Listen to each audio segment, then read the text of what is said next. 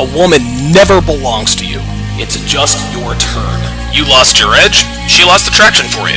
That's how it works. What'd you think she was gonna do? Tell you she cheated? Men cannot afford to get complacent in relationships. Get your fat ass off the couch, start lifting weights, and learn game. You're welcome. And now your man, Donovan Sharp. What's up, guys? It's your man, Donovan Sharp, and welcome, so you guys can hear me, to the 1204th episode of TSR Live, your daily dose of toxic masculinity, misogyny, and small dick energy. It is Tuesday, November the 18th of 2025. It is good to have you guys in today. Thanksgiving. It is 9 short days away. Man, dude, 2025 has gone by very, very quickly.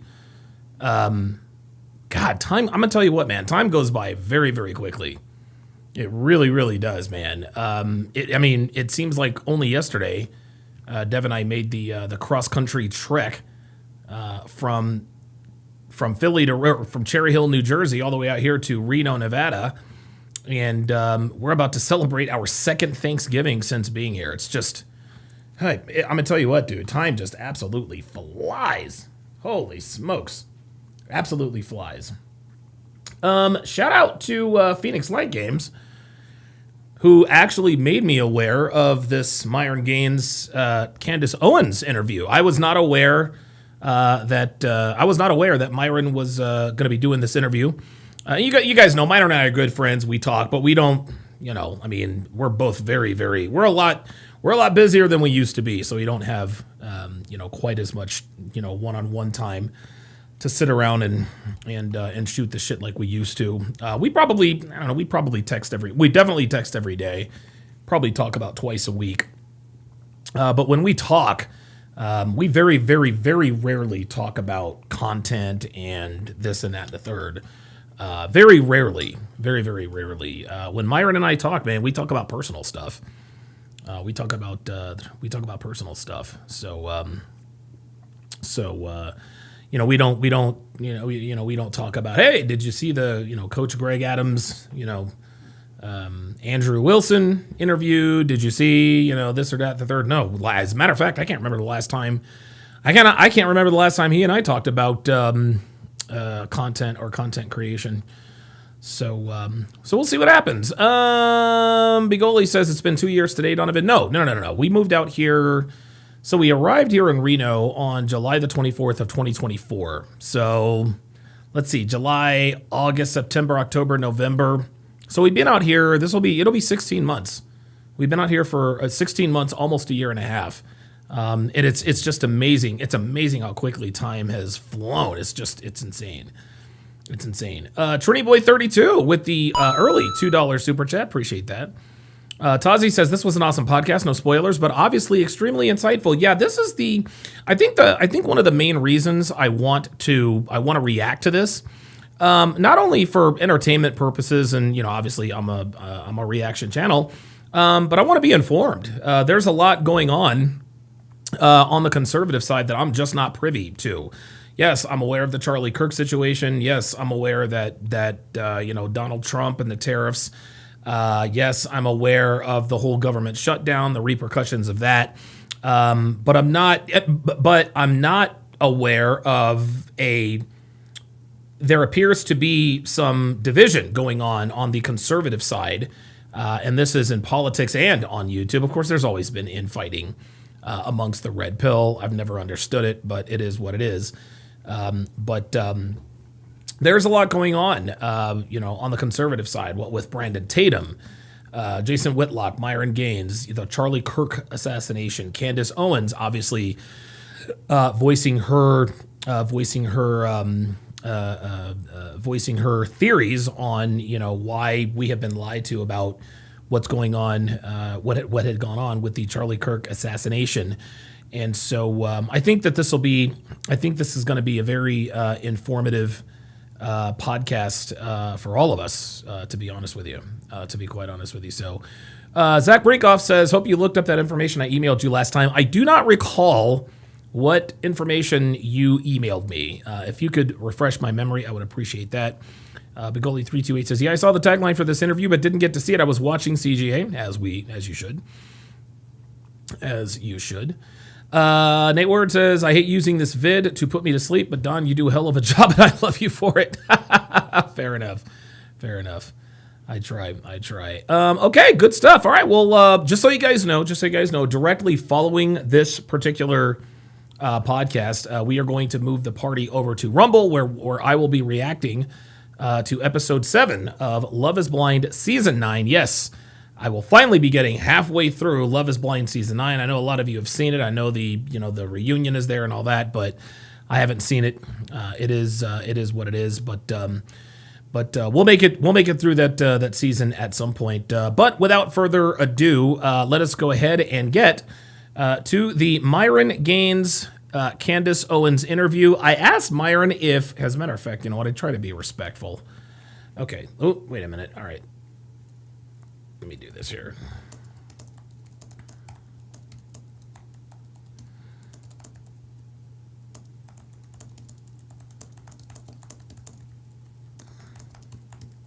There we go.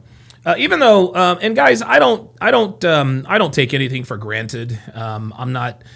If anytime I react to someone's video, because you guys know I know a lot of high-profile content creators.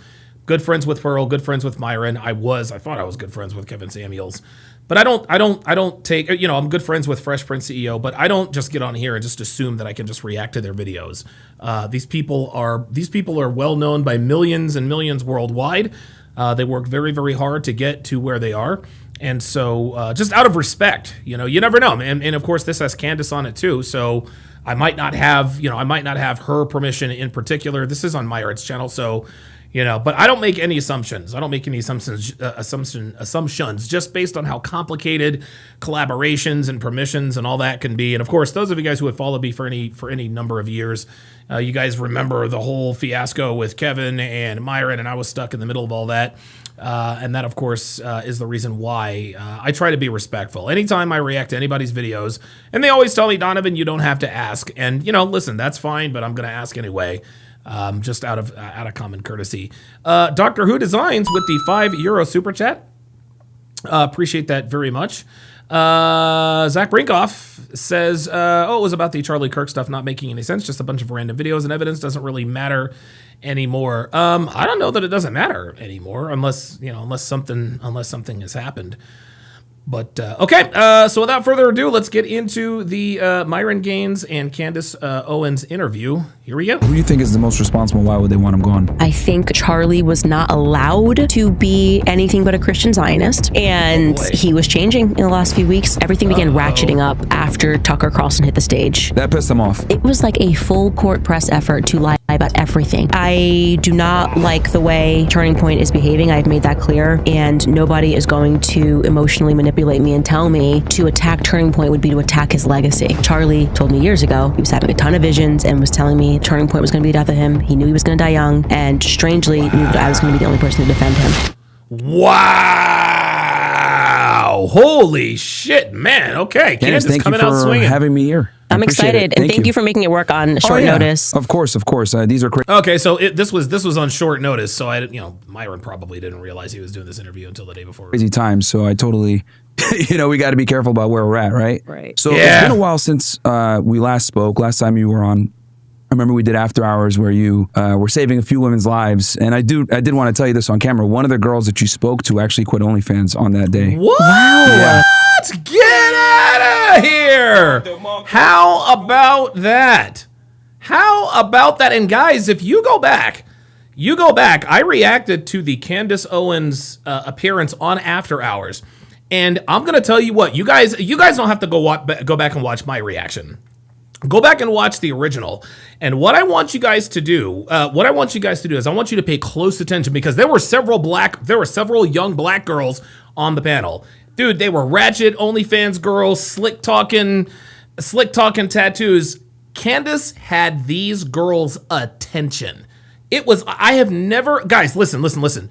I have never seen a group of black women paying attention to anyone or anything as much as I saw them paying attention to Candace.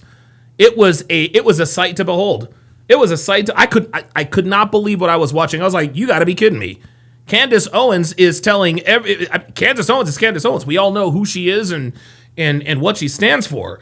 And yet she held court in after hours, and I can't remember not one black girl disrespecting her in the least. Every time Candace opened her mouth, those girls shut up and they listened. And towards the end, they actually started to ask her questions about how to clean up their act.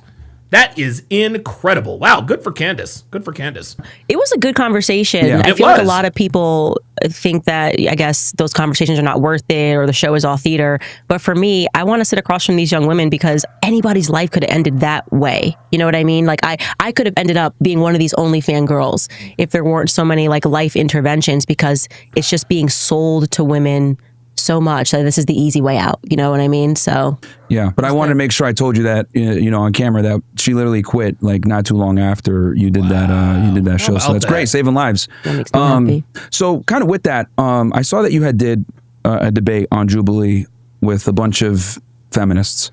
Of course. Obviously, we're in a modern day age. Things have changed quite a bit.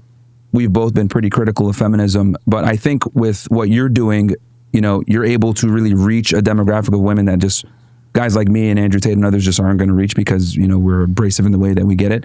So they might want, another female's perspective on, the detriments of feminism and everything else like that. Right. So kind of given how society is now, how do you see feminism today with young women? And then what do you predict is going to happen in the next 5-10 years? Are we getting better? Is it getting worse? What are your thoughts in general on that? So I was actually very interested in Tate culture, I guess I'm going to call it. So I'm going to put you in that orbit of Tate culture. Oh, by the way, you guys see how I hucklebucked my light apparatus? We all do this to an extent, man. Like I've got thousands of dollars. I've got thousands of dollars worth of equipment here in my studio. But as you guys can see, dude, I just used a cascade thing, to so there's a little peek behind the curtain, or in front of the curtain. I don't know. You guys get it. Sure, all of these male influencers that were coming out and calling girls bitchs and hoes and all this stuff, and people sat back and were like, "Oh my God, this is horrible," whatever. But I'm like, wait a second. Whatever you think about him, whatever you think about Tristan, whatever you think about Myron, this culture got very big very quickly, and there's got to be something there, right? There has to be. So that was the reason why I flew out to meet Andrew Tate. There was all these conspiracies that I knew him before, and all. I met Andrew a total of 2 times before I did his show. My husband hung out with him maybe 3 times in his life before him and I met. He was actually friends with PJW, and that's how I met Andrew. Gotcha. So we were. How about that? Okay. Husband was actually friends with PJW. And I just wanted to know what it was, because I'm never a person that will dismiss something on its face and call it a name. Like, there has to be some substance here. And what was actually happening was if you guys remember, a lot of you guys, I've been around long enough to remember when Candace Owens, when she first came onto the scene, she called herself Red Pill Black. And this was years and years ago. And I remember when Candace first hit the scene. She did this skit about how she came out to her parents as a conservative or something like that. So I've been aware of Candace before she got, and I've never met Candace Owens. I'm sure she's a lovely woman. I've never met her personally. I don't know her, but I've watched her ascent from the start. I remember when she called herself Red Pill Black, and I think that was probably right around the time she was made aware of the Red Pill. Got space. Andrew Tate and Tristan Tate, and you got Myron Gaines, because you perpetuated a culture of Lena Dunhams, right? So you're acting like men just got tired of it, is what happened. And finally, men looked around and somebody stood up and said, it's actually okay to be a man. Diabolical man, you stop that now. You stop that. I said Red Pill Black, not Red Pill Blacked. And I know what that is now, by the way. I know what black means, by the way. And you don't have You ain't, hey man, you ain't slick. I caught that. Not to listen to any of these women. Now, you may not have liked how they said it. You may not have liked that they were doing this on top of Lamborghinis. But the reality is that what sat beneath that was a horribly toxic culture where women were dictating the terms to men. And every time a man did something that actually felt natural to them, you called it toxic masculinity, and books were written, and Lena Dunham's writing articles, and there's a show about this, and Lena Dunham's naked on Instagram. I wrote a whole chapter about Lena Dunham in my book. And she's naked on Instagram, and she's... For those of you guys who are not aware of who Lena Dunham is, dude, she's the avatar for feminism. She's the avatar for feminism. Morbidly obese, tattoos, grossly unattractive. Ay. lecturing you if you don't want to see her. Doctor Who Design says, "How do you know, Donovan?" This is interesting. Let me just divert here very, very quickly. Let me just give you guys sort of a quick update. For those of you guys who are not aware, I used to have a severe porn addiction. I mean, dude, I was masturbating to pornography, dude, 2-3 times a day. I had to stop at the age of 37 because I was experiencing serious side effects, erectile dysfunction. I had no energy. Like, I remember, dude, I will never forget. I knew that I had to stop watching porn when after I masturbated for the first time in the day, I went right back to sleep. It was almost like I had no energy after that, like absolutely zero. So I was like, okay, maybe my testosterone is being drained by stop watching. Okay, so I stopped cold turkey. It was hard, but I did it. That was when I was 37 years old. My mentality and everything, all of that changed. Physiologically, there was definitely an improvement, but not the kind of improvement that I want. That's when I first discovered testosterone replacement therapy. So I got on TRT, and of course, now I've got testosterone running through my veins. And of course, you got testosterone running through your veins.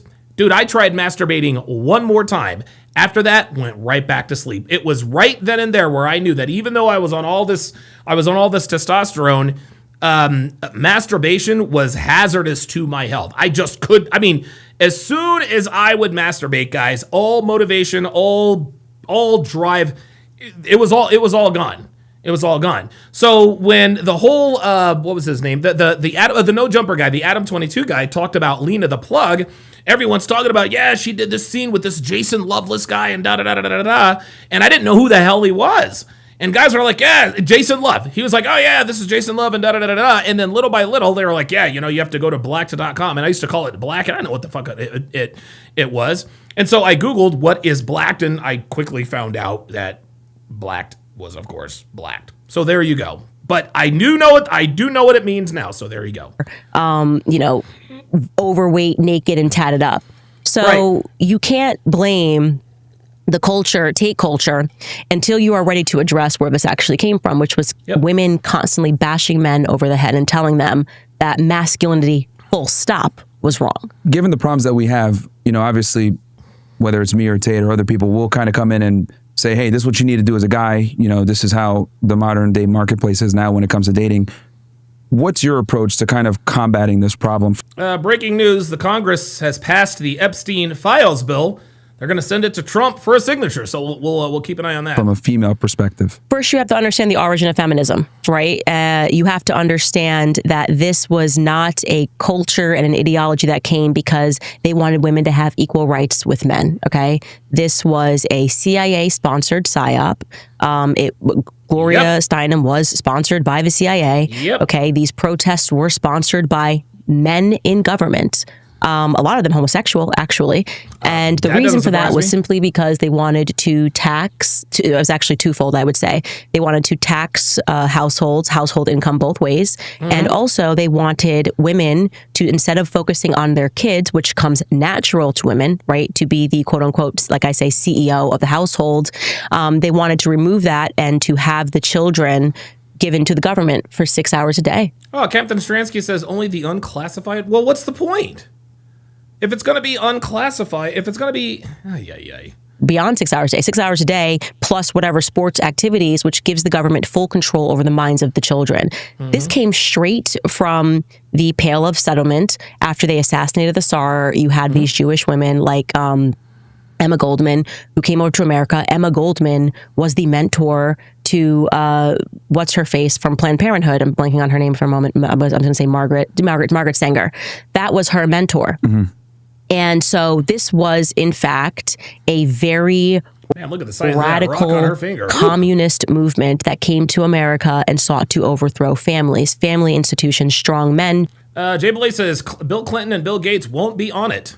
Yeah, it will be the ultra elite. It was funny. I was actually talking to Devin about this yesterday, and maybe I'm stupid. Maybe I'm stupid because I'm not aware of this. But why don't the victims come out and say who is on the list? I mean, because if these ultra elites were having sex with these victims, wouldn't the victims know who they were? I don't know. Maybe there's something I don't know. Feminine women stands in the way of government and absolute control. In your book, Make 'Em a Sandwich, what are some of the things that you tell the women? Because I'm assuming it's a book that's going to be centered around how women can kind of get in the marketplace, find a long-term partner, get married. What are some of the strategies that you tell women to implement to find a partner?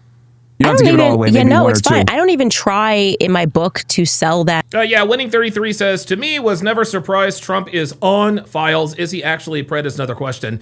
Yeah, I've never seen you in here before, Winning 33. You hate Donald Trump, and you hope that he is, you don't care whether he is a predator. You really don't care whether he's a predator. You just don't like Donald Trump. So just come out and say you don't like Donald Trump. Instead of saying you don't like predators, just come out and say that you don't like Donald Trump. It is what it is. A strategy or a technique. I just tell the truth. So here's the history of feminism. Here's what we were told in school. Here's actually how it went down, right? Knowledge is power. I give them the actual statistics of the fact that what was sold to you was you were going to be just like a man and you were going to be happier. Women are actually more miserable than they've ever been. You better believe if you go back and you ask most women about their grandmothers, they remember. I remember there was an article that I actually broke this down a while back. The avatar or the... What is it? The statistics or the avatar for the miserable woman. She's 40. She's a 42-year-old lawyer or nurse who is unmarried, single, and childless. Or grandma being happy, right? So. Oh, okay, got it. Oh, that makes sense. Okay, Jay Blaze is right. Yeah, the NDAs and the powerful can hurt them. Okay, that makes sense. Okay, see, I knew there was something that I knew I wasn't connected the dots there. You guys can tell that conversation is above my pay grade. What they actually sold to you, now you've achieved this equality, quote unquote equality, and women have never been more miserable, and women are popping more pills than they were popping. That's right. And yes, popping more pills. At least 25% of all women.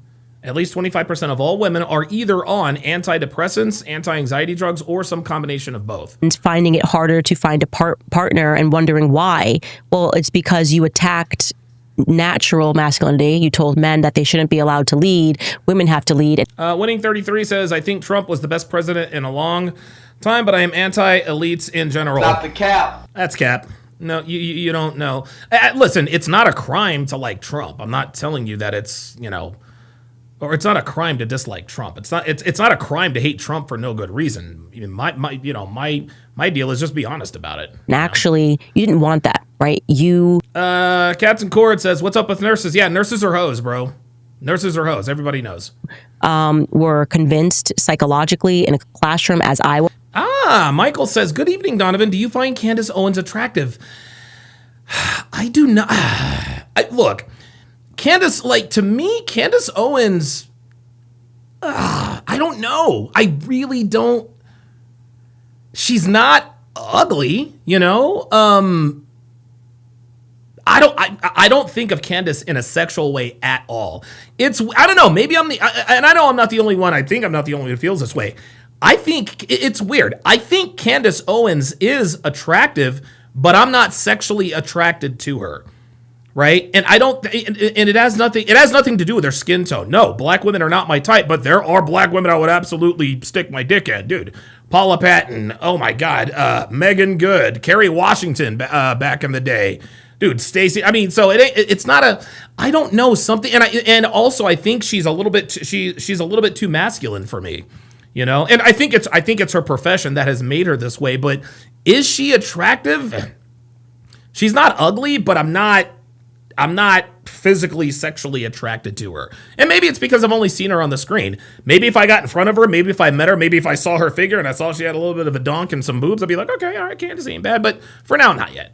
Ice Dragon Kid says Candace can get it. Yeah, listen, it's weird. Candace Owens, this is funny. Candace Owens is a lot like Hillary Duff. there is sort of an ongoing debate in terms of whether Hillary Duff is hot or ugly, because Hillary Duff she looks very, very different. She's not traditionally hot, but some people are like, oh my God, Hillary Duff is like nasty hot. I think Candace Owens could fall into that same category. She's not ugly, she's attractive, but I don't know. It's weird. It really is weird. I guess the short answer is, I guess. Was back when I wanted to be a feminist. Or I see Jay Blaze says, I'm not attracted to black women, but I find Candace attractive. Okay, all right. I thought feminism was cool, and you should know that. I think that's how you change things. Alaskan K says, nah, dog. Wait. Who said something about Hillary Duff? Yeah. Alaskan K says, nah, dog. Hillary Duff is fine, bro. She got cakes. Yo.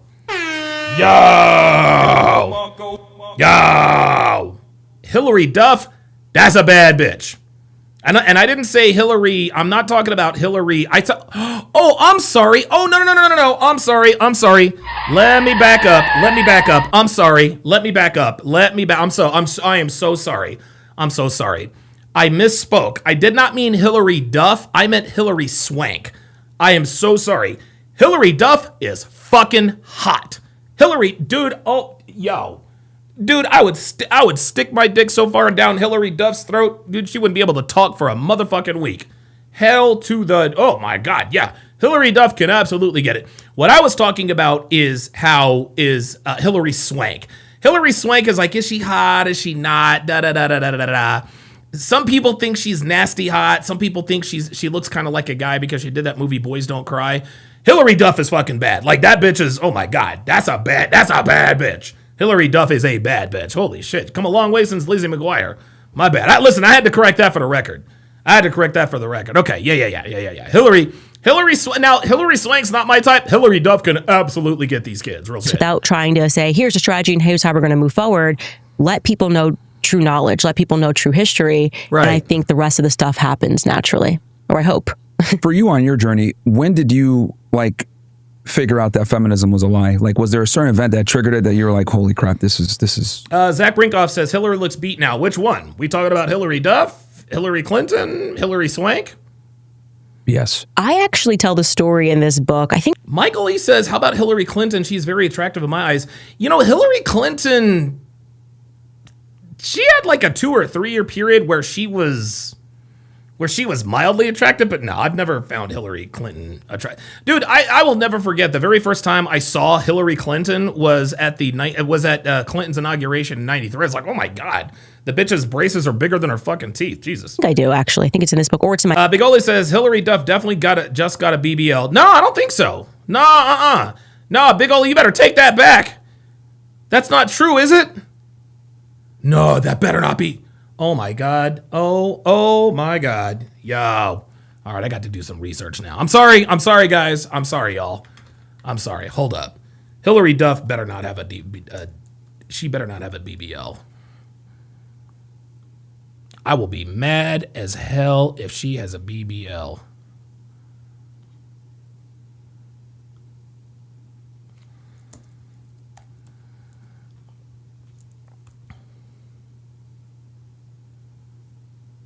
Does she really have a BBL?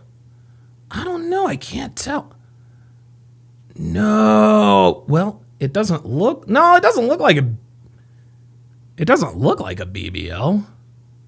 God, she's got a dude. Hillary Duff has an ass.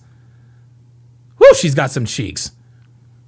I don't know, man. Like I'm not the world's foremost expert on. I'm not the world's foremost expert on BBLs, but I don't think she does. Oh my God, dude, I'm gonna tell you what, man, that would absolutely shatter my world. If Hillary Duff has a BBL, it would be the same reaction that I would have if I found out Ken Griffey Jr. did steroids. I would lose all hope in humanity if I ever found out Ken Griffey Jr. did steroids. I don't know what I would do. Anyway, my bad. Sorry about that. My last book, actually, it's in blackout, of this teacher that I had. Whoops. And I was required to take a Feminism 101. It was called Women's Studies. Maybe it was Women's Studies 201 at the University of Rhode Island. And at that time, I was like, yeah, I'm a feminist, of course. Yes, Jay Blaze says, yes, Don's an expert on fake tits, not BBLs. That is exactly correct. Yeah, dude, I spot fake tits. Who doesn't want equality as they sold it? Yeah. Again, to his classroom, and this teacher, I realized very quickly, was not actually motivated by wanting equality. I was in a classroom where she was trying to convince me that every problem that we had in society was due to men. This was a literal class that was designed to basically... Yeah, Carl5740 says, I am an ass man. Yep. Listen, I love... Guys, you guys know me. I love a set of nice, big, perky fake tits. But if it comes down to ass or titties, I'm going ass all day long. Also, it is shape over size. I'm not the type of dude... And listen, if you're a size over shape, that's cool. Some dudes just like giant fucking asses. Some dudes like giant fucking asses. If that's your jam, I ain't mad at you. That's not for me. That, you know what I'm saying? But if that's you, that's you. I am a shape over size. Let me just flex here. So this is Devin. Devin has a great ass. She has an unbelievable ass, unbelievable body. Yeah, there it is. Yeah. Yep. This is the kind of ass I like. An ass that is absolutely, this is us in our hot tub. Javon says, yep, shape over size any day. Oh, yes, absolutely. And Devin doesn't have, how can I put this? Devin doesn't have a big ass. She really doesn't, but she doesn't have a small ass either. But man, oh man, she has an ass like a fucking apricot. I can't lie. Let's go. teach women to hate men. Yeah. Like, no matter, all you had to do to get an A was she would introduce any problem. She could have lost her keys that morning and been like, why did this happen? Patriarchy. Well, you know what? Who designed Damn, Hillary Duff has an ass. God damn. cars? You know who designed cars? Do you know who designed the whole concept of a car key and who designed the couch that you lost it in this morning? It Men. was men. It became to a point where for me, it was like laughable. Yeah. But there was this one particular class where it clicked for me. Because when I was in... Rack 1966 says, that's all natural. She had a wagon, all black men, no sense, Lizzie. Oh, see, I didn't watch Lizzie McGuire. I knew of Lizzie McGuire, but I didn't watch Lizzie McGuire because I'm not a fucking 12-year-old girl.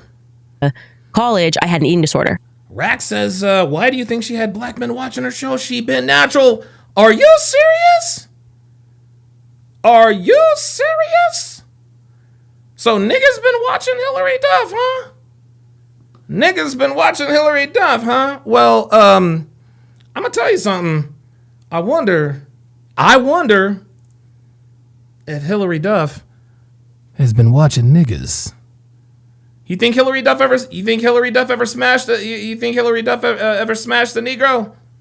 You think she ever smashed a brother? Oh no. Look. You guys know me. I be looking for clues. Look. Hold on. See, now we got to do a little bit of research. Right?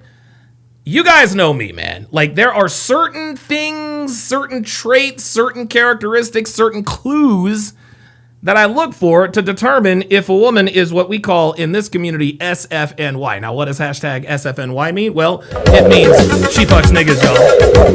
That's what it means. SFNY is the term that we use in this community for white girls who fuck Negroes. Niggas. But I don't see, guys, I haven't seen, there's a little bit of a tattoo there. Oh, I didn't know she had a bunch of tattoos. Okay, all right. That doesn't necessarily mean she smashes niggas, but I don't know. Hold up, you know what? Yeah, you know what? Level Up Man says emergent. You know what? Let's do it. Hillary Duff dating history. Hold up. We got to do some research now. We got to figure it out. Okay, all right. Let's check out. Damn it! Oh, freaking no! Go get motherfucker. Sorry, y'all. Let's just pause on this site. There we go. Okay. Let's see what we got here. Damn it! Get out of here. I don't want this. Get! Why isn't it leaving? The fuck? Oh my god. See, this is why I hate the internet now. I don't mind a few ads here and there, but come on, man. Let me read the article. Shit. Okay. Now the website isn't working. Come on. Like, okay. You know what? Fuck it. Internet's tripping because apparently, you know what? Maybe Hillary Duff's people know that, maybe her PR people are aware of the fact that she did used to smash niggas and they don't want it to get out. I don't know. We'll see. What is happening? Okay, guys. My internet has frozen. I have no idea what's happening. Where's my internet frozen? So you guys can still see and hear me. You guys can still... Oh, there we are. No? What the hell, man? Dude. All right. I can't... Oh, no. I got to get off of this website. Dude, what in the hell? So I was sitting in her class. Oh, yeah. Get this off of here. Damn. I'll tell you what, man. Don't look up Hillary Duff's... I was anorexic, and she gets into this topic of anorexia, eating disorders, Dude. and she gave us some statistic about the the percentage of women. I do apologize, guys. I looked up Hillary Duff's dating history, and this In Touch Weekly has really fucked up. I positively loathe websites that lock up your computer. I do apologize, guys. I know that this is not... Oh my God, come on, man. Yeah. See that, man? See? Come on, man. Oh, motherfucker. Get out of here. God damn it. I do apologize, guys. Okay, so at least I'm able to...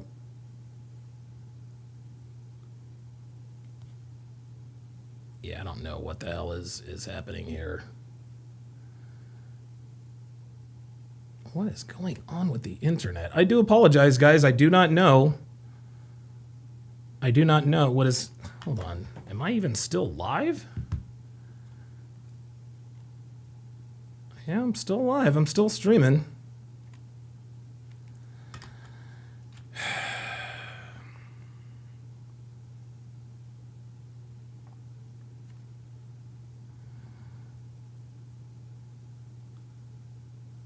There we go.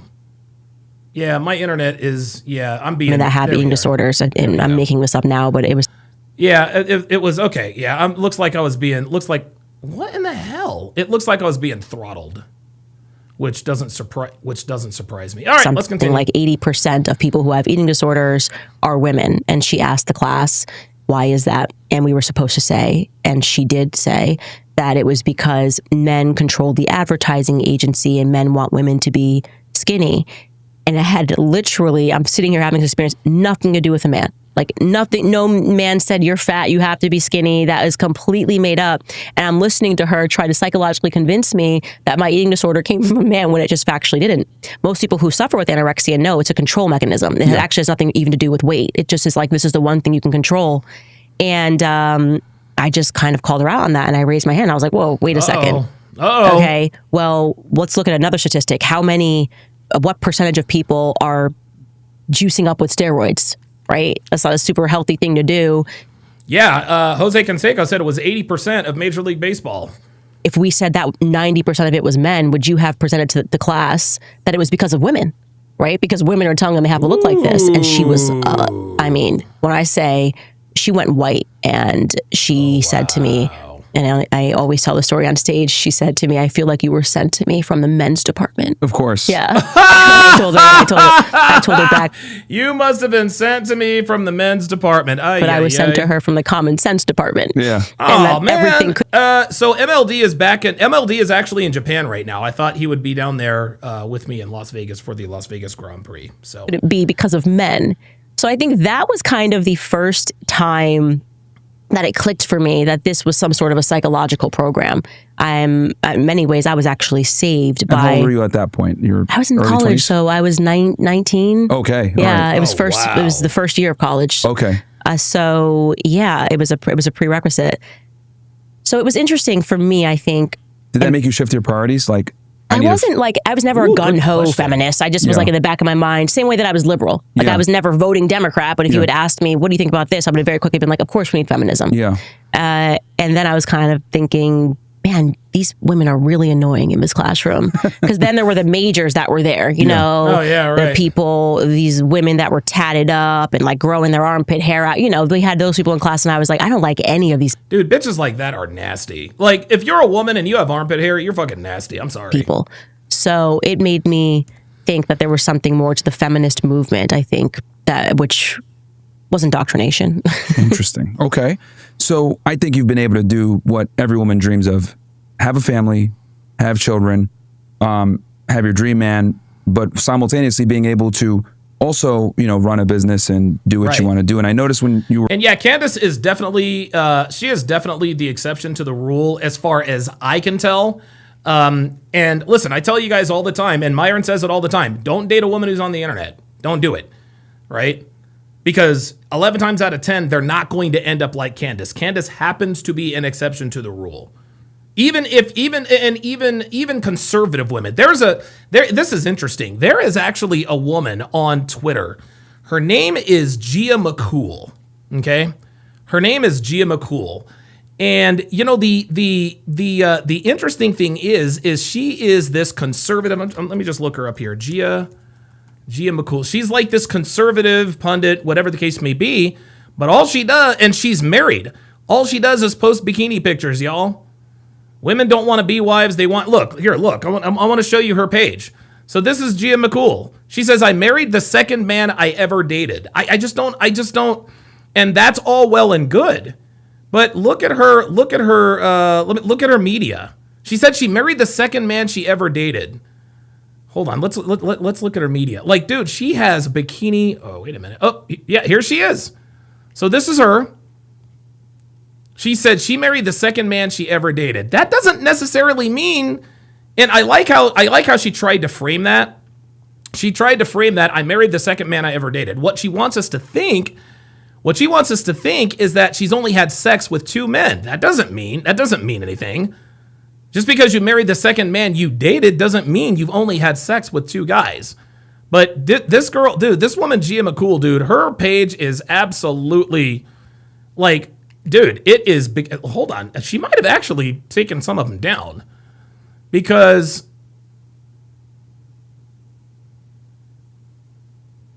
it looks like she's cleaned up her act a little bit. Yeah. See this? Yeah, she doesn't, yeah, okay. Oh, see, here she is. See, this is her right here. Okay? This is a married woman. Why are you putting this on the internet if you are a married woman? Like, there is no purpose for this except for male attention. That's all there is to it. She doesn't. It doesn't look like she tweets out as many of these pictures. See, here we are. See, here we go. There she is, Gia McCool once again. This doesn't look like a woman who is married or in a relationship, right? Look, the seductive posture. Her tits are always on full display. She's wearing, what do they call those? Leggings, like every woman does. Here's something else. Again, this is a married. This is a. Oh, I'm not interested in that. Thought that was a picture. This is a married female. Here she is again, all made up and da. This is a married woman, and again, and she knows Glenn Lawrence and everything like that, but. It just like you really do have to. You got to steer clear of women like this. If anybody the only reason why people know what Devin's body looks like is because of me. It ain't because of her.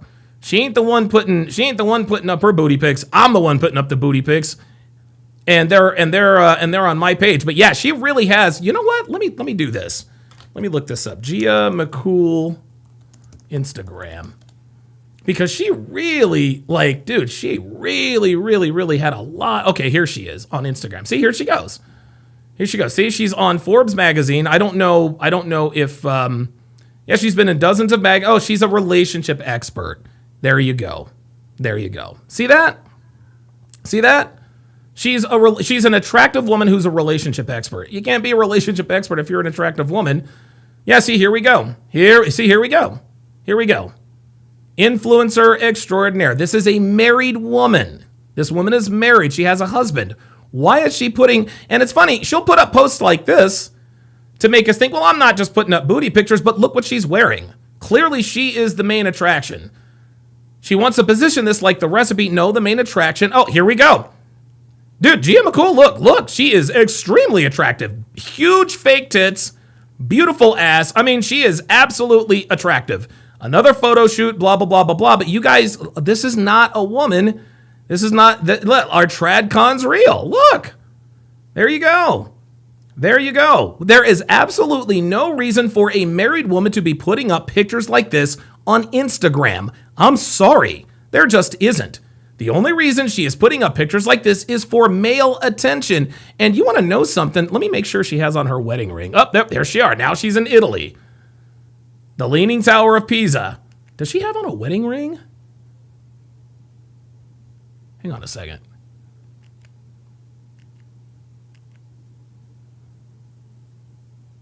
Yeah, your reflection of it. Look, she's wearing sheer see-through stuff. This is not the way a married woman should be acting. And I don't see a wedding ring, y'all. That is her left hand. There is no wedding ring. There's no wedding ring on that left hand. So now we look at both of her hands in case we think the photo might be reversed. No wedding ring. Look, here's the bottom of her ass cheek right there, gentlemen. This is no accident. Look, we can see her tits. We can see her nipples. This is a married woman. There is no reason, and this woman calls herself a TradCon. This is not a TradCon, gentlemen, okay? I don't know what she is, but this is not a TradCon. The true tradwives are not on the internet.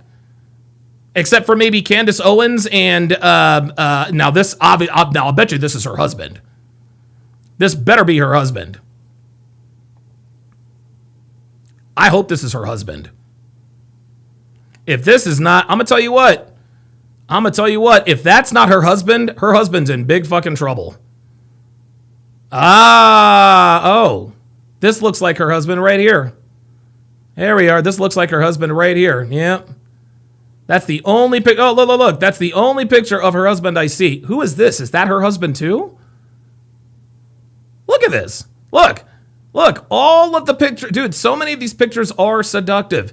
This is for the male gaze. This is for the male gaze. It has nothing to do with being a trad wife or this and that. Look, what does she bring to the table? What does she bring to the table? You want to know, guys, look, man, this is a tale as old as time itself. You want to know why women show their bodies on the internet? Because they're boring. They're just not interesting. Okay? And this is why women have to show their bodies, because they are simply not interesting. In order to make it in this business as a man, you got to be interesting. You don't have to be interesting as a woman. You just have to be hot. Let's continue. We're debating on Jubilee. Some of them tried to say, oh, well, you're a hypocrite. You're over here talking about feminism being bad, blah, blah, blah, blah, blah. But, you obviously have a lot of things set up where you maximize your ability to be with your family, right? You do your show, get out of there, spend time with your family. What would you say to the people that sit there and try to call you a hypocrite because, you're successful in your own right, but you've been able to also balance a family, which many women can't do. They want to do it, but they can't do it. What would your response be to those critics? First and foremost, do not allow people to rule you by exceptions. What I mean by that is it is such a mistake to look at my life and to say, Candace did this, and so therefore I... Yeah, the Level Up Man says, want an example of a model that is a potential wife? Hannah Jeter. Her socials are non-existent. 100%. 100%. And this is why she is married to Derek Jeter. Can do this. My life is actually exceptional, right? We are sitting in my house. I do things on my own terms. I wake up in the morning. I get to homeschool my kids, right? I'm homeschooling my children for hours. That's now very important to me.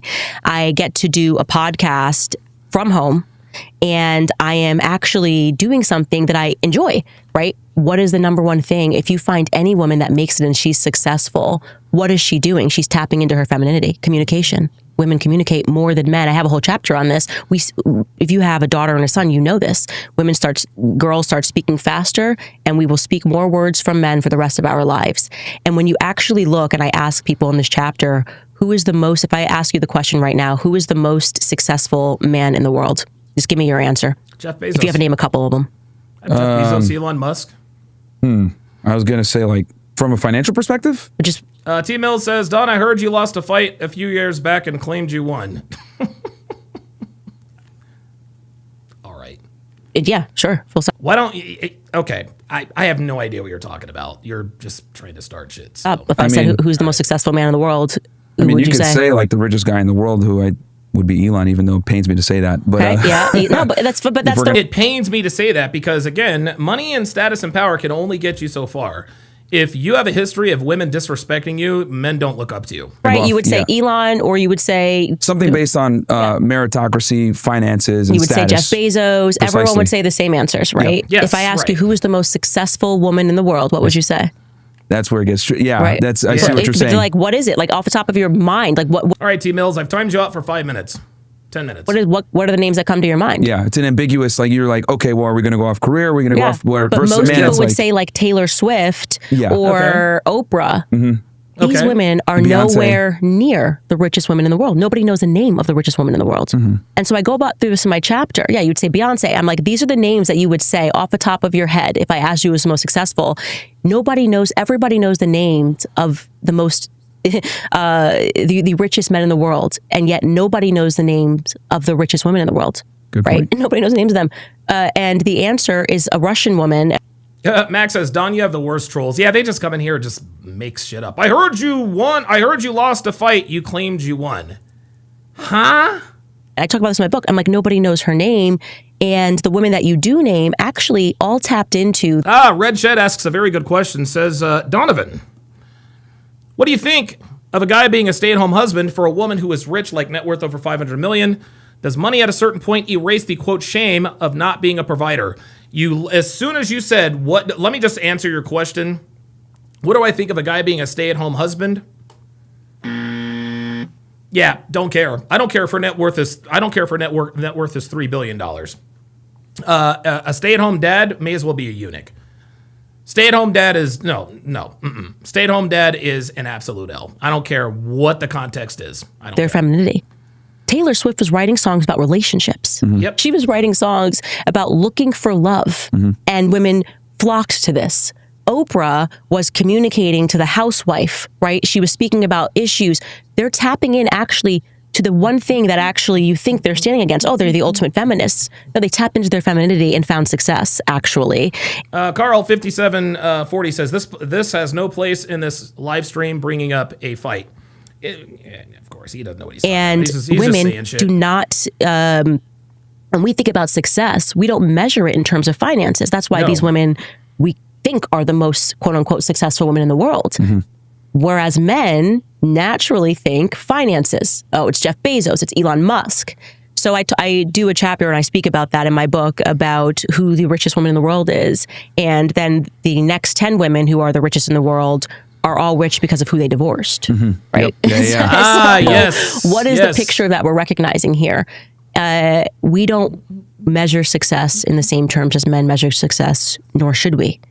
And we've said this for years. Men don't derive pleasure from the same things women do. And it's important for women not to think that becoming financially rich somehow means that you are successful or that you have triumphed something in life. And since having children, like, how has that like shifted your priorities as far as, I mean, and you can go into as much detail or as little as you want, as far as like how you've kind of prioritized child rearing versus like maybe your career and doing social media as much? Because I noticed, Yeah, Red Shed says, as long as you're not getting pegged or openly disrespected, I don't think it's that bad a deal at that level of wealth. Yeah, and you would be wrong, Red Shed.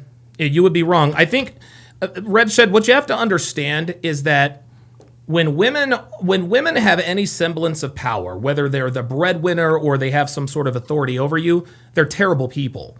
Because women are simply not only are they not designed to lead people other than their children when they're young, they're not designed to take care of a man. Because a woman who is supporting a man financially, it is impossible for her to respect him.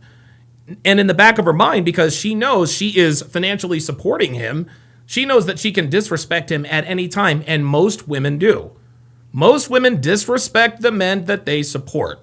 So listen, if you can find a woman who's worth $500 million to support you, be my guest. Just let me know how that works out when the shit hits the fan. You know, before you were super, super active. You still post obviously every day, but now it's like, you know, you have other priorities. So how has that kind of shifted? Yeah, my family is my number one priority. I would say having kids made me more secure than ever before. I just don't care about the noise. None of it matters anymore. And also, I have real stake in this fight. Before, these were just ideas. America shouldn't be run like this. This is why. This is what's bad. Yeah, now Once you have kids, you have actually a real stake in the future of America. So when I am podcasting, the subjects that I am covering to me are existential, right? Are we being ruled by pedophiles and criminals? That's now existential for me. Yeah, that's the answer. What is happening in the school systems? What is happening in these churches? What is going on? This is now existential because my children will inherit the America that I fight for or the America that I remain silent about. And just to kind of finish off with the feminism real quick. So what do you think are the top 3 things holding women back from fulfillment and happiness right now? Good question. Number one thing I would say that's holding women back would be not understanding the history of feminism, I think. I think once you know that, everything, like knowledge is actually power. Yes, it is. I would say the second thing that's holding them back is the psychology of peer pressure.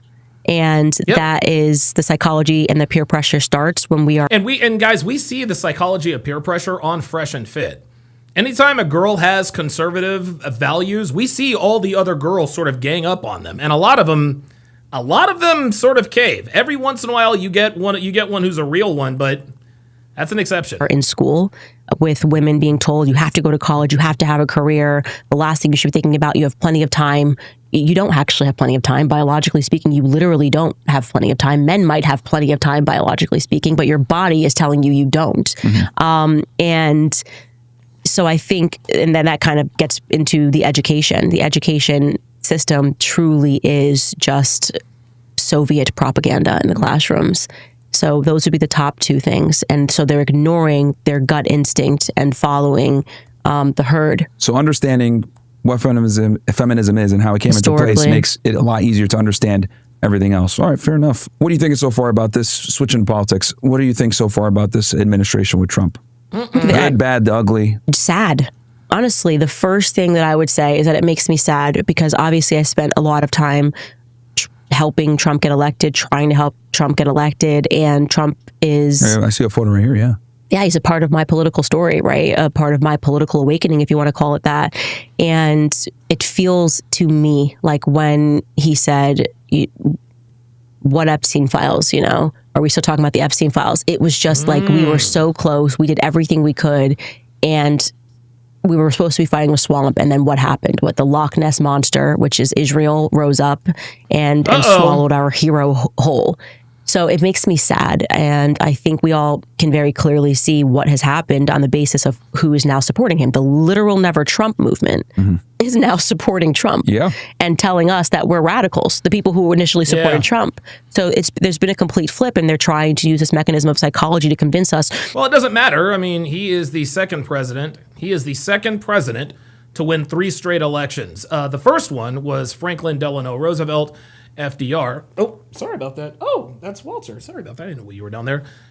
Franklin Delano Roosevelt served 4 terms. He went senile at the end of his 4th term, towards the end of his 4th term, and that's why presidents now can serve a maximum of 2 terms. Oh, we just got here, but we noticed this rot, which is the original MAGA movement. It's completely ridiculous. Yeah, Michael Lee says, Donovan Candace is very attractive. Black women, I love the way she talks. It's not ratchet at all. Yeah, I mean, she's just not my type, I guess. I'll just put it. Tactics aren't working, but I think it also indicates to us that there is something very scary and sinister that is in DC, right? That turns good men, it like petrifies good men that go in maybe with the best of intentions, and then they see something else. Like, what happens to these people? We don't know. Like, where is, I mean, day in and day out, Kash Patel and Dan were saying, we're going to do this, we get the FBI. Now they look petrified. They look petrified, actually. There's nothing here, actually, to see about these Epstein files. What are you talking about? you kind of made your show off of what Look, man, if Trump is on the if Trump's on the Epstein list, he's got to go to jail. we need to happen with the Epstein files. So it's sad. So if you were to rate him, because people have asked me this question, so now I get to ask someone else. What grade would you give him right now at this point, based on, obviously the Epstein files? I agree with you. It's a huge debacle. It's going to probably be a huge negative in his legacy at the end of the day. If you had to grade his presidency so far, within we're 11 months in roughly, what would you say? So I would say I'm biased. So if you're asking me to grade, you know how you would have those teachers where if you would take a test and they would automatically flunk you if you didn't put your name on the paper? Oh, yeah.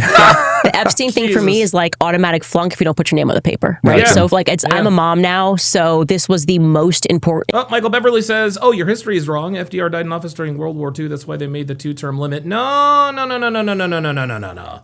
Hold up. I remember FDR senile.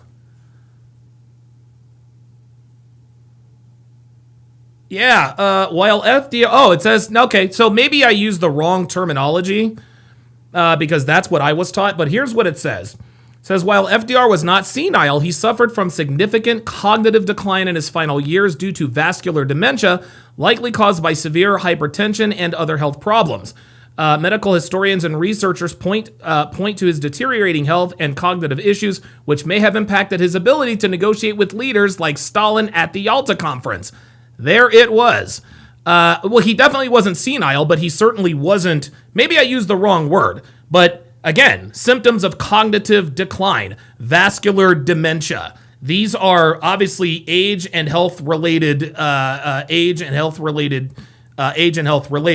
And part of the reason why presidents are limited to 2 terms is because of FDR. That's the reason why. It's because he had the decline in mental. So maybe senile is not the word, but there was definitely some mental shit going on. That's the point. And thing to me was figuring out where the pedophiles are Think Joe Biden in our society. And That was your number one voting. this for me, Yeah, okay. becoming a mother, because you have to remember makes sense. Epstein, and I did a partial series, a mini series on what we discovered about him. He just got pulled through the ranks, right? Bankrupted Americans. Same thing with the Maxwell family. Bankrupted people in England. The Maxwell family, by the way, she's talking about Robert Maxwell, the father of Ghislaine Maxwell, who was the right-hand man person for, almost said Theo Epstein, Jeffrey Epstein. And was allowed to do this. He had absolutely no background. He was given access to children. He had an office on Harvard campus despite only having a high school diploma, which I can't even verify his high school diploma, if I'm being honest with you. And this was going to show us everything. He had access to Hollywood. He was working with Weinstein. He had some notorious fight with Harvey Weinstein right before Harvey went down. So now I'm kind of going back in my mind and thinking that's a question I should probably ask Harvey Weinstein is what. Yeah, Robert Anderson says now we need term limits for Congress. Yeah, right. They were fighting about. And he had access to models. I mean, this man was just handed the keys to Les Wexner's empire, which even how that empire started has got a shady story with a guy who said that Les Wexner was a literal devil. He was the guy who controlled Victoria's Secret. He said, this man is evil. And then suddenly that guy jumps off the Golden Gate Bridge and decides to give his company to Les Wexner. That doesn't really make sense. So we had this... It got too hot. That's what it was. Rare opportunity. By the way, guys, I'm looking for a raincoat for Fernando because, like most little dogs, he hates the rain. Any recommendations would be greatly appreciated. To really understand how the Matrix was put together, in my view. And Trump took us to this line and then balked. And I'm not sure why he did. Okay. I don't, maybe it's because he almost survived an assassination attempt. He survived an assassination attempt. Yeah, 2 of them. 2 of them. And maybe they put him in a room and said, here's how it's going to go. Mm-hmm. So I'm going to try not to judge him because I don't know what he is going through. But for me, the Epstein files was a name on the paper. So what are your thoughts on the current news? Because it just resurfaced again. They're, in the process right now of getting everything classified. I understand that there were a bunch of emails that came out. And it's coming back up again. I can tell because I'm seeing nothing but CNN clips on it. Anytime they love to hit Trump when it comes to this Epstein thing. Mm-hmm. What are your thoughts on the latest information that came out recently with the emails and everything else like that? When he initially balked on discussing Epstein and Pam Bondi did the whole crazy bit, I was told that it was because there was donors he was protecting, and that makes sense to me. I have never felt, and I'm a pretty good vibe person, Trump's not into kids, right? So the nature of the emails, was he at a party when people should just think about that. People say, oh, there we go. Was he at a party where some shit went down? And they're going to try to tie him to that. They exchange, like he was on his plane. Swoops quadruple 7 says no one gives a fuck about Fernando. Whoa, wait a minute. Swoops. Whoa.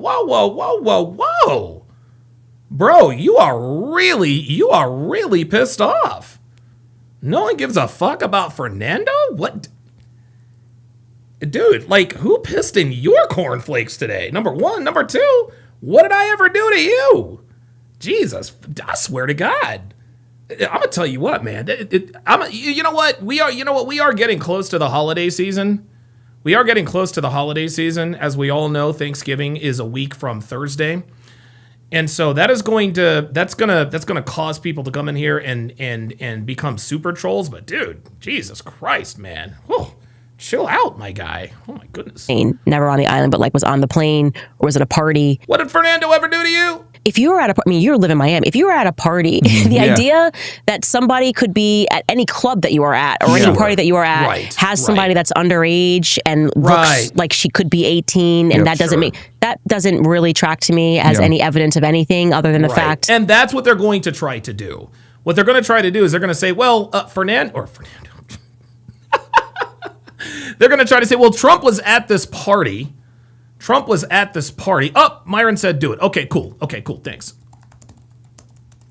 Okay, cool. Got permission from Myron. Yeah, they're going to say, well, he was at this party where some shit went down, and they're going to use that to try to tie it. Yeah, that's that he was at a party once, and Jeffrey Epstein was very clearly running a sophisticated network and a blackmail ring. So I don't think that whatever they have on Epstein with Trump and Epstein is going to implicate Trump in any of that stuff. Yeah. And I've been around him. Trump has a type, and I have never felt that vibe from him at all. But I do think he's protecting some of his donors. I do believe that. Yep. Because I look at them and they just creep me out. And he took a lot of money from Miriam Adelson, the Adelson family, hundreds of millions of dollars from Miriam Adelson. And I think that's kind of the beginning of everything. So when they started leaking these emails, I read it as like a public threat to him. Maybe they're arguing about something in the background and he's holding the line on something. So because they obviously have all the Epstein stuff. He was their blackmail guy, you know? Hey, Fernando was at the party, but he wasn't involved in any of those shenanigans. And allegedly. And so if people don't listen, they probably do a little trickle. That's how I read it. I read it as like a public threat, and they want something from him, and they're going to be like, capitulate or we will hit you with everything they have. And we need to have a leader that just comes right out in a press conference and says, they have this about me. They've been threatening me with it. I'm going to tell them to release everything, and I'm going to hold the line. People would cheer. We wouldn't even care. We'd be like, okay, like as long as you're not implicated in harming children, right? I can deal with you being at a party that Epstein was at and finding out that whatever it is that they have on you. That's my gut instinct about the whole thing. Yeah, no, I agree with you that I think he doesn't give me the vibe that he's like doing that type of thing with children. But I do think that maybe there's something in there that looks really bad optically, and that might be why, or to protect donors, like you said. I think, in my opinion, I think Candace is right. I think Trump is absolutely protecting donors. They are absolutely protecting donors. He is absolutely protecting donors. I look at it like if there was something really bad like that, the Democrats would have exposed that during the Biden administration if there really was. So, that's another thing as well. Speaking of the Zionist lobby, we're talking about Miriam Adelson and Epstein and everything else like that. Last time we spoke, you were literally like a week or two before you left Daily Wire. It's been a while now. And obviously a lot of things have transpired, right? You've had a meteoric rise. Congratulations. Meanwhile, your opposition, Ben Shapiro, has had a meteoric downfall. Can you kind of take me through that day of what happened when, because I remember you had been in Miami for a bit, and then I think you might have went back to Daily Wire for like a day or two, and then they said, hey, we're going to get rid of you, blah, blah, blah. Can you kind of take me through how that all transpired and how you've been able to kind of use that cancellation from their perspective to just Good question. utterly destroy them and flip the roles? So, gosh, I was fired in, what was it, March of 2024, and I obviously was very surprised about it. I did not know it was coming. Look, even if I sensed it was coming, I would have never have thought that it would have happened in the way that it happened. I would have thought that we would do everything that we can to keep things friendly. I mean, you don't want to work for any company. It's just unprofessional to want to work, to dedicate years of your life to any company and not have things, even if they're not on great terms, you still want to make it as peaceful as possible. TMZ reported, and I have to ask you this because I've always been wanting to ask you this. They reported that one of the reasons why they wanted to get rid of you is because you did the show with us. And when we talked about Jews, we hit the sound effect, the cha-ching sound effect, and that, I guess that infuriated Ben Shapiro. Is that true, or? Oh, I know where that leak came from. Okay. And it came, gosh, am I allowed to say anything about this? She no longer works for the Daily Wire, and I think she was behind that leak. Spill it, Candace. Yeah, so she no longer works for the Daily Wire. Oh, wait, did Myron already say the name? Hold up. Was behind that leak. Yeah, so she no longer works for the Daily Wire. So that was interesting. I can neither confirm or deny whether or not that is true. Okay. But what I will say that means that's true. Is I would have never expected that sort of a PR. I mean, it's just the opposite of the way that I am. I mean, I've worked with several companies. I've worked with PragerU. I have obviously a lot of disagreements with them now, but I had a very peaceful working relationship with them. They treated me fantastically. I've said this 1,000 times. Like, when I think about them now and what their contributions are to what we're fighting, I could never go back and say like one bad word about how they treated me. They were really good employers. And all right, well, at least she's taken the higher road. Yeah, Sean Moore says probably Brett Cooper. Yeah, probably is. Very communicative. I ever had an issue. I mean, I think my contract with PragerU was like 2 pages. I'm not even kidding. It was crazy. Marissa never even wanted to talk about contracts. She's like, if we ever have to talk about the contract, she was like, you should probably leave because like I don't want you here if you're not happy. Yeah. Obviously had a very great relationship with Charlie Kirk, Turning Point USA. So for me, having never had any sort of a debacle ever in my life, in terms of working for people, it was new, it was global, there was so much happening, and I didn't know if we were going to survive it.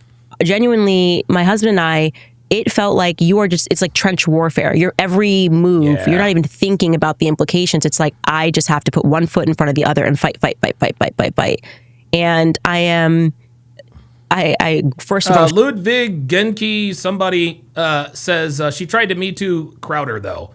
Who are you talking about? Just grateful to God that my husband was just rock solid. I think if my husband had shown even a fraction of apprehension, fear, anything, I probably would have come apart.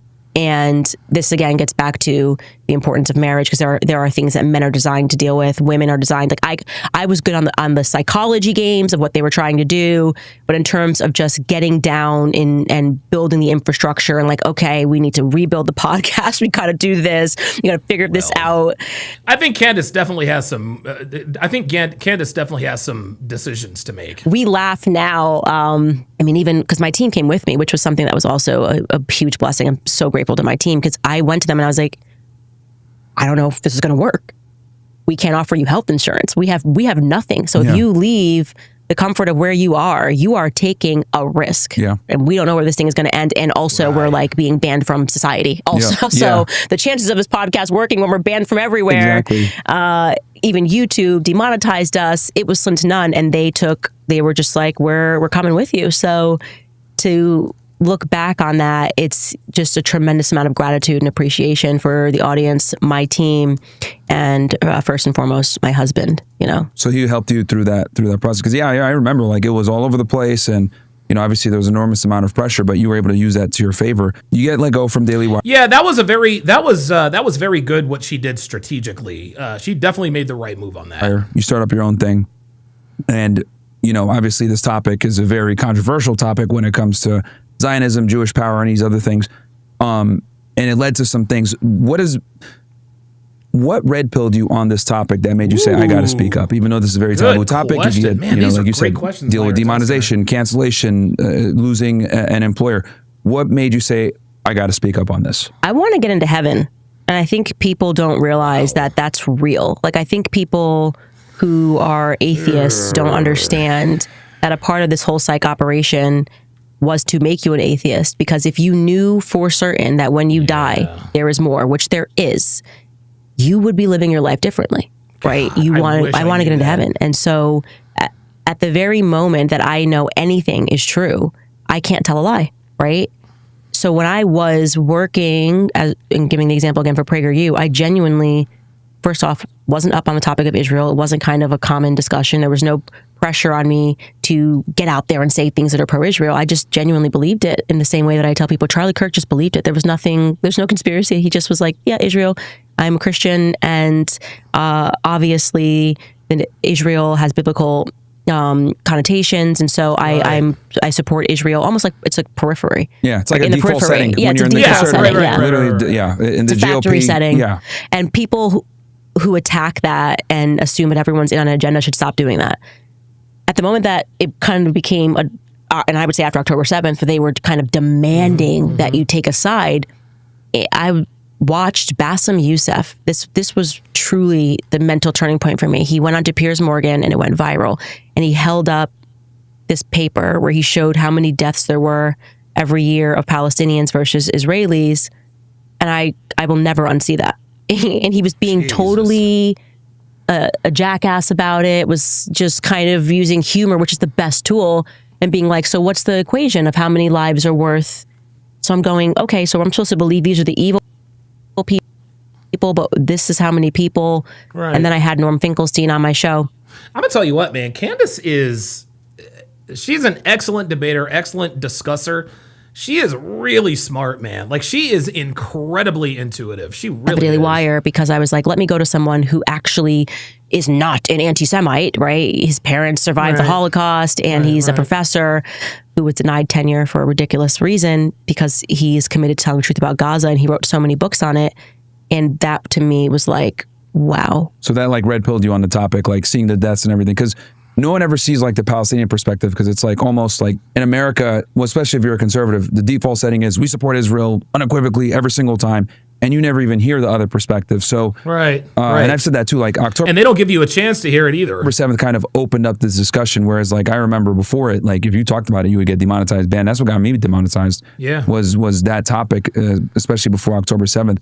So you start talking about it. I remember you had debated a rabbi, I can't remember his name. A couple of them. There was Rabbi Shmuley, and then there was that idiot and the other who one. was, oh gosh, I have to remember his name. He was my favorite. Candace. This is the worst anti-Semitism. He actually was low-key my favorite because he was so... T Mills, I don't give it, dude. T Mills, bro. Number one, the link isn't up. Number two, I'm not respectfully talking to you about my assault felony. Because number one, I had 4 assault felonies, bro. I am a 4-time convicted felon of violent crimes. I've got the criminal record to match. I've been arrested between 30 and maybe 36 times, whatever the case may be. I'm not really sure what your point is. I'm not going to discuss my criminal record, man. I've done it enough. Enough is enough. If that's what you're here to discuss, then I'm not discussing that. I'm talking about Myron and Candace Owens right now. I'm done. I don't know what this has to do with anything. I think you just want to come in here and sow chaos and derail everything. I'm not gonna give you that chance. So take your monkey ass up out of here and go bother somebody else. Jesus fucking Christ. So over the top. Oh yeah. Larry guy, man. He was so over the top, and he was like, monkeys. you can't even. Like, honestly, you monkeys need to leave me alone. Like, I'm so sick of you fucking monkeys, man. You fucking monkeys, you goddamn hyenas. Go bother somebody else, man. Even say, what was it, witches? Skylar, what was the name of that rabbi? Barclay, Rabbi Barclay. Yeah, that was his name. And I think that was one of your last debates you did on Daily Wire too. I think you were still on the Daily Wire there. Did Ben ever like have a conversation with you about this? If you could disclose it, like no. he just like never talked to you in person about this. He just like trashed you. Because I remember seeing a clip of him like at some type of social gathering, like late in the year of that year, saying, "Oh yeah, I think what she's doing is despicable." Yeah, blah, right. blah, blah. But he had never had a conversation with you. No, and after that, we never had a conversation. Wow. So Jesus. that happened, and that's why would they not have a conversation after that? We never had a conversation after that. So he didn't even have the decency to like figure out, hey, because they weren't interested in the truth. The U-Truth says just ignore it. No, I don't ignore that stuff. I just ban these idiots. And I say this all the time. A lot of people and listen, shout out to you, the U-Truth. I appreciate you trying to help. But a lot of people like to say, well, just ignore the haters, just ignore the haters. It's very easy for you on that side of the camera to say ignore the haters. But the bottom line is, pardon me, the bottom line is that I deal with haters in my own way. It's worked for me so far. So it is what it is. What's going on here? Have a conversation. You're just like... I tried. Yeah. It never happened. So. Wow. Okay. Yeah, the U-Truth, I really would advise you to start a podcast. And see how good you are at ignoring stuff like this. So you got banned from Australia. Oh, that's right. You got banned from Australia. It's a gangster. Yeah, almost, and I was He's like, a G! super bad. Because I talk, people try to tell me because I talk about world Jewry being a thing and how, it's an international cabal that works together, for the betterment of Israel, and they're located all across the world. And I use that example of how they got you literally banned in Australia, even though they represent like 2% of the population. Yeah, right. How did that even happen? Like, how'd you get notified?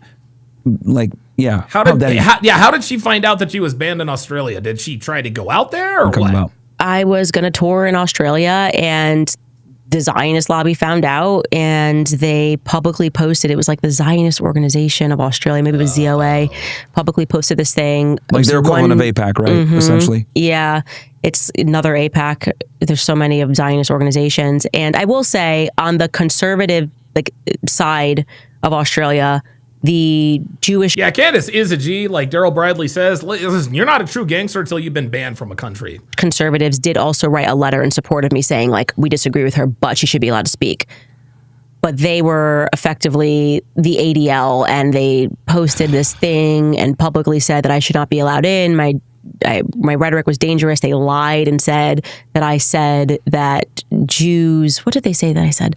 That Jews drink the blood of children, which was, it's just completely... Oh my God? The blood libel? It was unbelievable. I mean, the way that came about was me liking a tweet, literally a like of a tweet of a person who called out Rabbi Shmuley and said Rabbi Shmuley had told a huge lie about me. So they were replying to Rabbi Shmuley and said, you didn't include that she, and then told the truth about what I said. And then they ended their thing with, are you drunk on Christian blood again? So liking this tweet, they went full media press corps. I mean, it's just unbelievable. Candace says, I'm like, are you kidding me? It was so obvious why I liked this tweet. This person debunked Rabbi Shmuley's lie, but this is how they lie. Yeah. This is how they lie. And they take everything literal. They take even everything if it's literally verbally or whatever. It's like, look, they take everything literal. And guys, that is another way. This is another way people operate in bad faith, is they take things literal. That's what they do. Look at you, vile anti-Semite. Yeah, and I'm like, obviously I like this tweet because he defended, he pointed out that Rabbi Shmuley told a ridiculous lie that had nothing to do with anything. Rabbi. Yeah, he said that my followers threatened to kill him or something very serious.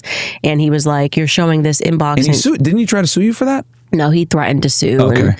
And so, yeah, it was quite a time, but they successfully got me banned. I've never been in trouble, nothing. And they decided that I am too dangerous to speak in their country. So that I still think, and this has been... Jay Blaze says Destiny does that a lot. Yes, he does. In my belief, everything that is happening, God wants to happen. So when that happened, it was because Australians needed to understand something about their country. Mm-hmm. Because people who didn't like me, who didn't support me, or weren't conservative in their country kind of looked up and went, why is this mom of 4 being banned from our country? No matter what I think about her, I certainly don't think she's a threat, that she shouldn't be allowed in. And we've got literally people who have been accused of murder, people. Yeah, James says, Donovan, as long as you live how you want to live, people will always talk about you. Hold your head high. Yeah, it's very, very interesting. I don't know how I'm all the way down to 8 live viewers there. But yeah, one thing that this business has taught me, and that's sort of an unintended sort of consequence of this whole Donovan Sharp thing. I never set out to when I first started this. I did not intend to make this what it was. It was never my... I just had a few stories to tell. I happen to be a very good writer. and I wanted to get the message out. But by the same token, I was kind of simple-minded. I was kind of simple-minded about it, and the bigger I got, the more notoriety I got.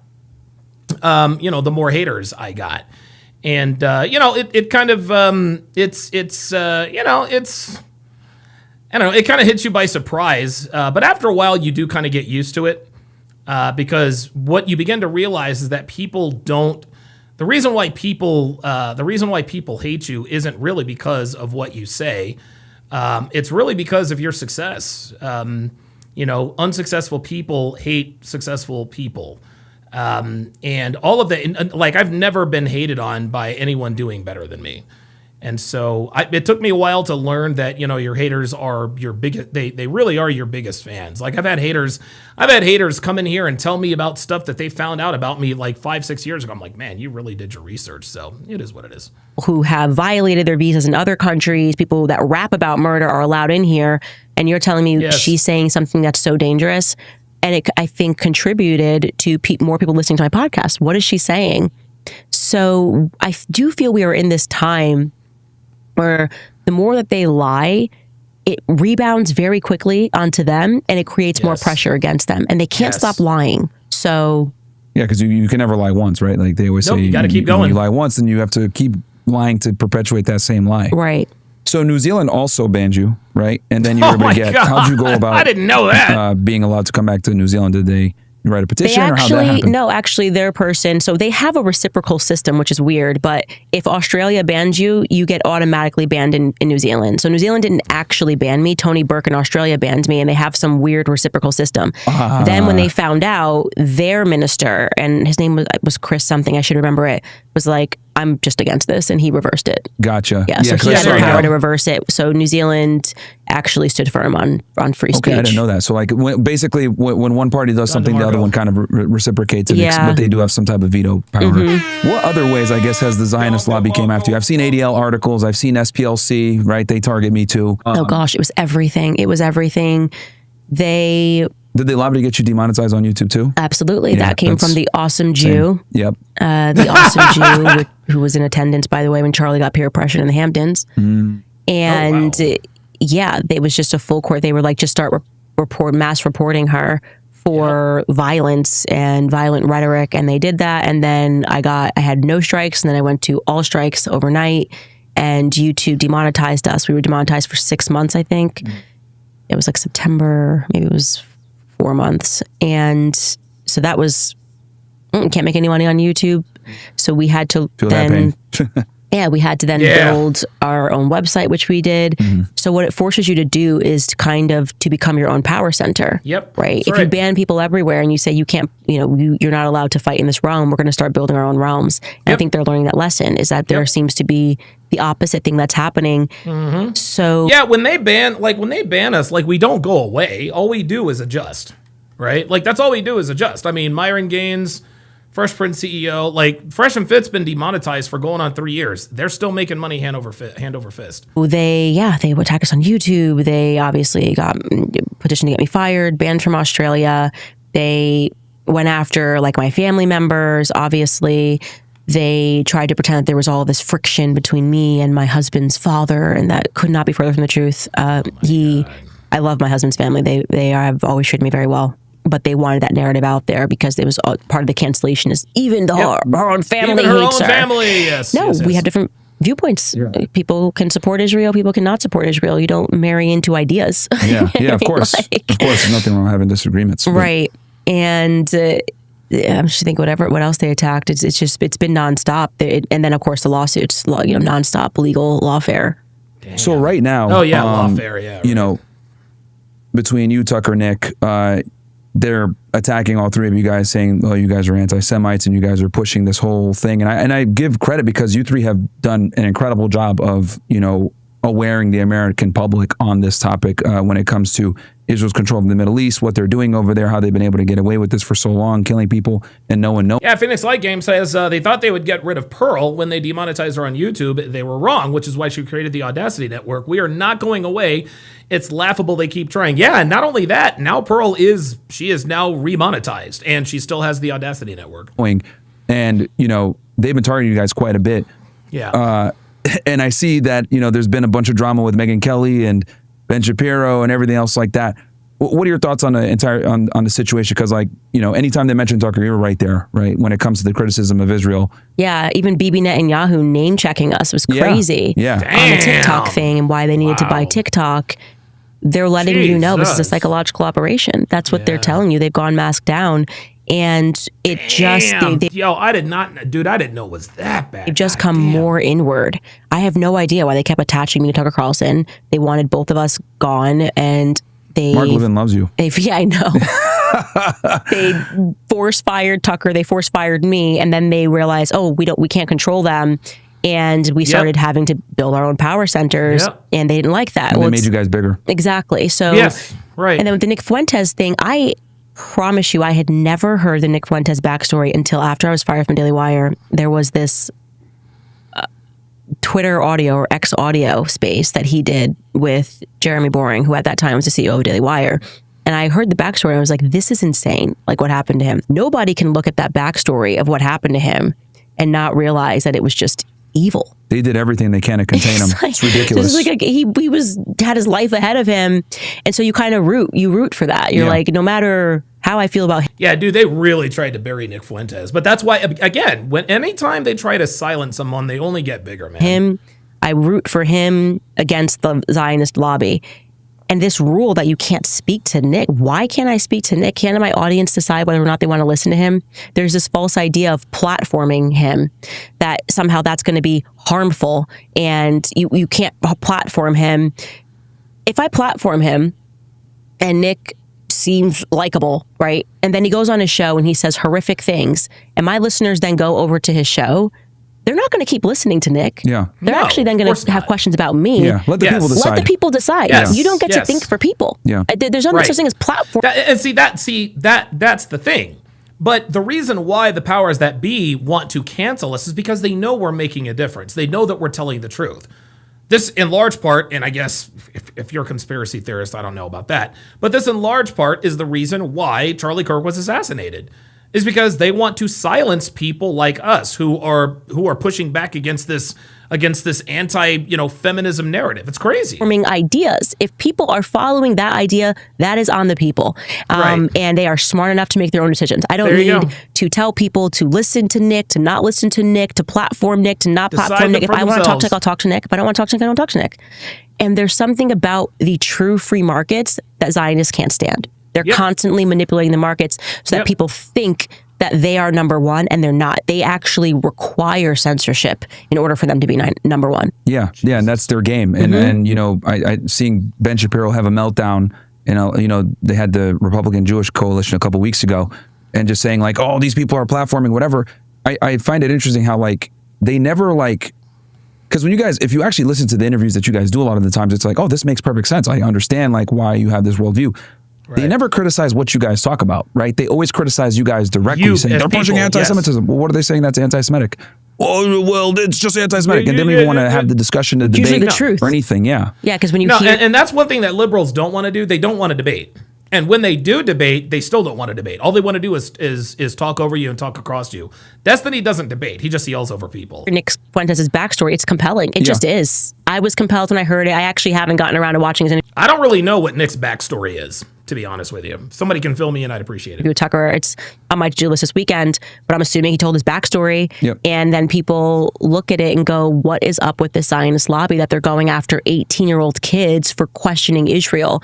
That's actually what they're fearful of, is people understanding just how long this has been going on, how vicious it is that it will even go after an 18-year-old who's just asking questions, literally. Yes. And yeah, I think that's what it is. It's the mass awakening that's happening. Yeah, no, and you know, I credit you, Charlie? Tucker, Nick, some of the biggest voices in it, like waking people up to this problem that we've had for so long, right? I mean, it got us into wars, and I do think that were making an impact on it, because I remember when Trump bombed Iran, he had a lot of pressure on him not to do it, right? And he was like kind of going back and forth. I know Steve Bannon had like went to the White House and told him don't do it, or at least push it off a little bit. And he bombed him, and then he ended it there, right? Who knows if he didn't have that pressure from his base to not go to war, if he would have expanded the conflict, because we know Israel wanted to, right? If this was like 2003, who knows if we wouldn't have just gone into like a full-on war. But I think big voices in social media that we didn't have back in 2003 were able to kind of Snowden says, I believe he told his backstory, Nick, when Pearl interviewed him. Oh, okay, all right. pressure, like, hey, we voted for no wars, like, and then it kind of held forced him him to be to like, it. I want to keep the base.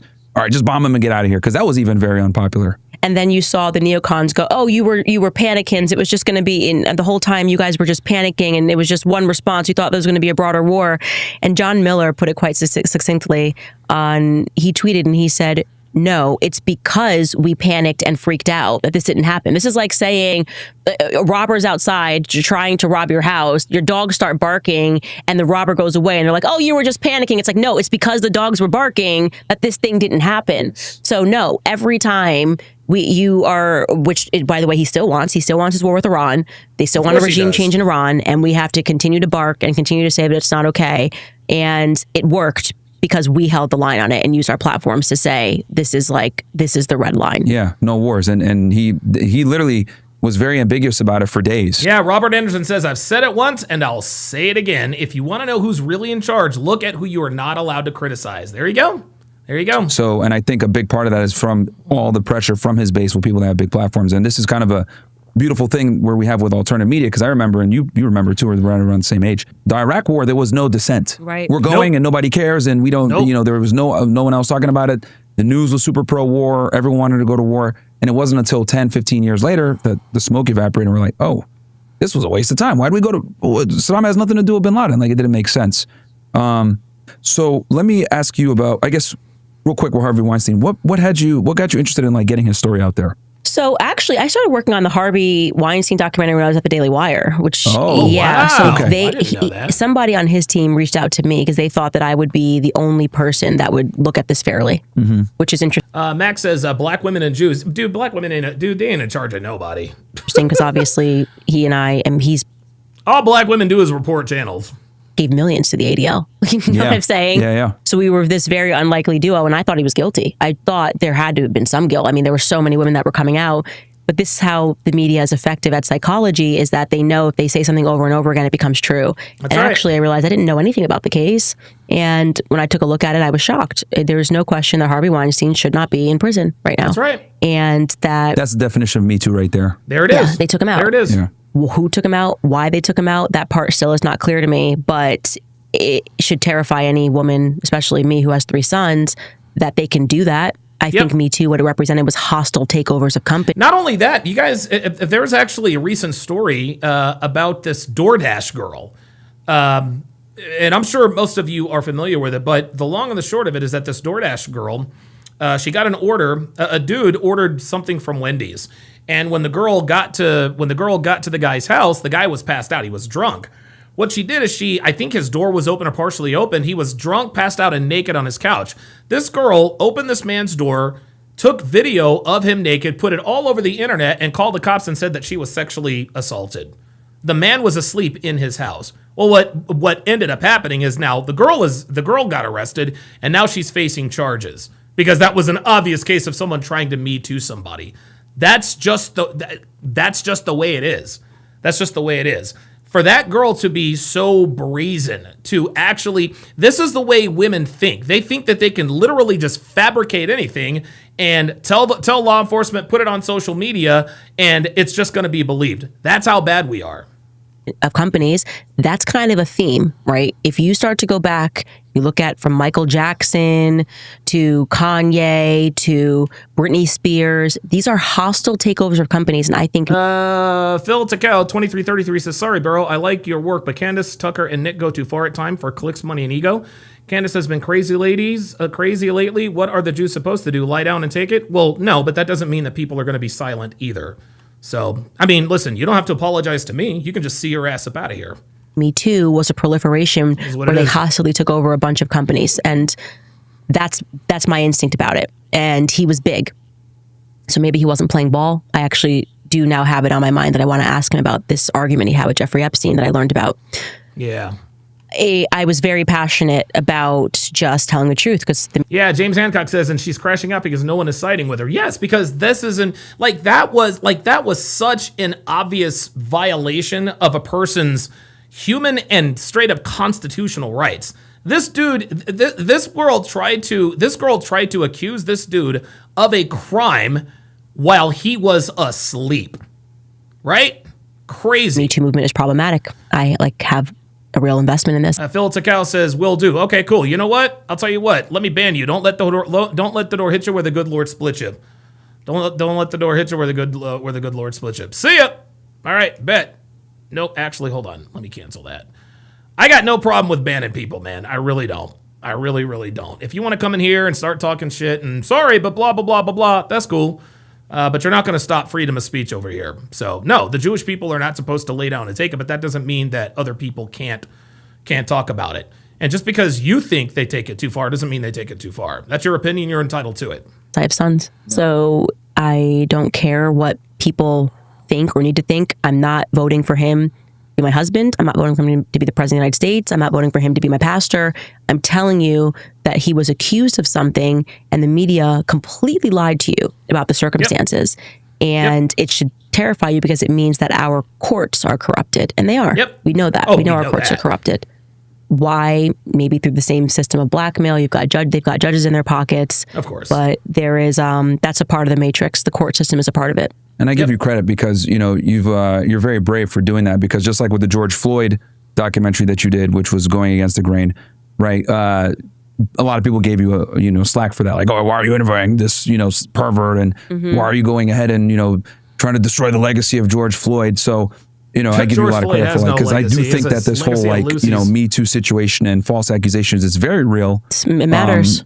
Athletes and professionals are constantly getting accused of stuff. I mean, we can look at what's going on with Andrew Tate, where, it's like every other month, something is getting dropped, or a lawsuit's being dropped here, or they're finding out that this woman lied here, or there was I think a pro soccer player that recently got out after having his life destroyed. So, like, this Me Too thing is a huge problem in the Western world. So let me ask you this with Charlie Kirk, because you're definitely one of the most outspoken people when it comes to the Charlie Kirk investigation and what's going on there. Obviously, you knew him personally. You guys have worked together for many years. I'll kind of just turn it to you, and you can just tell me, because you've been looking at this for a while now. It's almost it's over 2 months now. Yeah, September 10th. Can you take us through what you think happened on that day, what led you to believe that, and the timeline in general, who you think is actually responsible, who might be covering things up and everything like that? Yeah, so I can tell you that I view the Charlie Kirk assassination as a military hit. I do not know who called the hit yet, but it's military. There's no question in my mind that it was a military. Or foreign, or? Well, I don't view the U.S. military as being controlled by the U.S. I mean, there are a lot of people we've been globalized for a very long time. I don't know that there's a difference there's decisions that are made in Ukraine for America. I mean, this is the tentacles of the U.S. military. Yep. It's a much broader and longer conversation that needs to be had. I mean, I think since JFK was assassinated, I don't know who's in control of anything, right? Okay, much of what we see in the political realm is just an illusion. We're talking about what's happening in Congress, and decisions are made in boardrooms, in my view. With Charlie, I think that with everything that I have uncovered, there was very clearly a faith infiltration that happened. And I'm putting faith in quotation marks, because Charlie would have believed the people that came to him and told him to grow the organization and, to become the boots on the ground for faith. He cared very deeply about his faith. And the cast of characters and the pastors that are around him, rotten, like very rotten. The McCoys, Rob McCoy, unbelievably rotten. And I've been covering a lot with him. And what it's looking like is that Calvary Chapel has been accused of tons in the past, and also accused of hostilely taking over well-meaning faith organizations and ministries, with Rob McCoy at the center of some of these scandals. It's looking to me like Turning Point its apparatus provided an opportunity. Now, who they're actually working for, what they're actually doing, I don't know. But I can tell you it is not about Jesus Christ, okay? Okay. And this would explain why, for some unknown reason, Christian Zionist influencers have been losing their minds about the idea of investigating the Charlie Kirk assassination. It's odd. Like, I looked up and I'm going, why are Christian Zionists trying to use Bible verses to say that we shouldn't question anything? I mean, everybody knows you were a cop. The first thing you do when there's been a murder is to look around at the money, the finances, and the people around them. Common. Yeah, listen, and she's right. I think it's standard operating procedure for any law enforcement. Anytime someone is killed or murdered, more than likely it's someone who knows them. You are more likely to be killed by someone who knows you than by someone who does not know you. I'm not saying that that's what happened here with Charlie Kirk, and I don't think we'll ever know. I don't think we'll ever know with the real truth about what Charlie Kirk. The Charlie Kirk assassination, but yeah, these are legit. Common sense. And then you pair that with the actual impossible things that they are telling us. It was a Christian miracle. His neck just stopped a 30-06 from 150 yards away. It was just your modern Christian miracle, you know? No, that was not a Christian miracle. He got hit. Whoever shot Charlie Kirk definitely knew what he was doing. That's Fed slop, but it's worse than that. It's Christian slop. People using the Bible to psychologically convince you, Jesus performed miracles, and this was just one of them. Charlie loved his faith. They're lying about weird stuff. I consider it a clue that they are lying about where Charlie was at in terms of his faith journey. They lied about the Hampton Summit. Okay, Fire Truck 55, you're about to learn the hard way. This is not what we do here. I've never seen you in here before, and the last thing I'm going to do is give a newcomer a wrench. So I'm going to time you out for 5 minutes and respectfully request that you don't request a wrench. Thank you. They lied about the fact that he had said, I have no choice but to abandon the pro-Israel cause. I just watched them all lie because I needed to see where all the stakes were. These are weird lies. Yeah. The one thing that connects all of these lies is faith.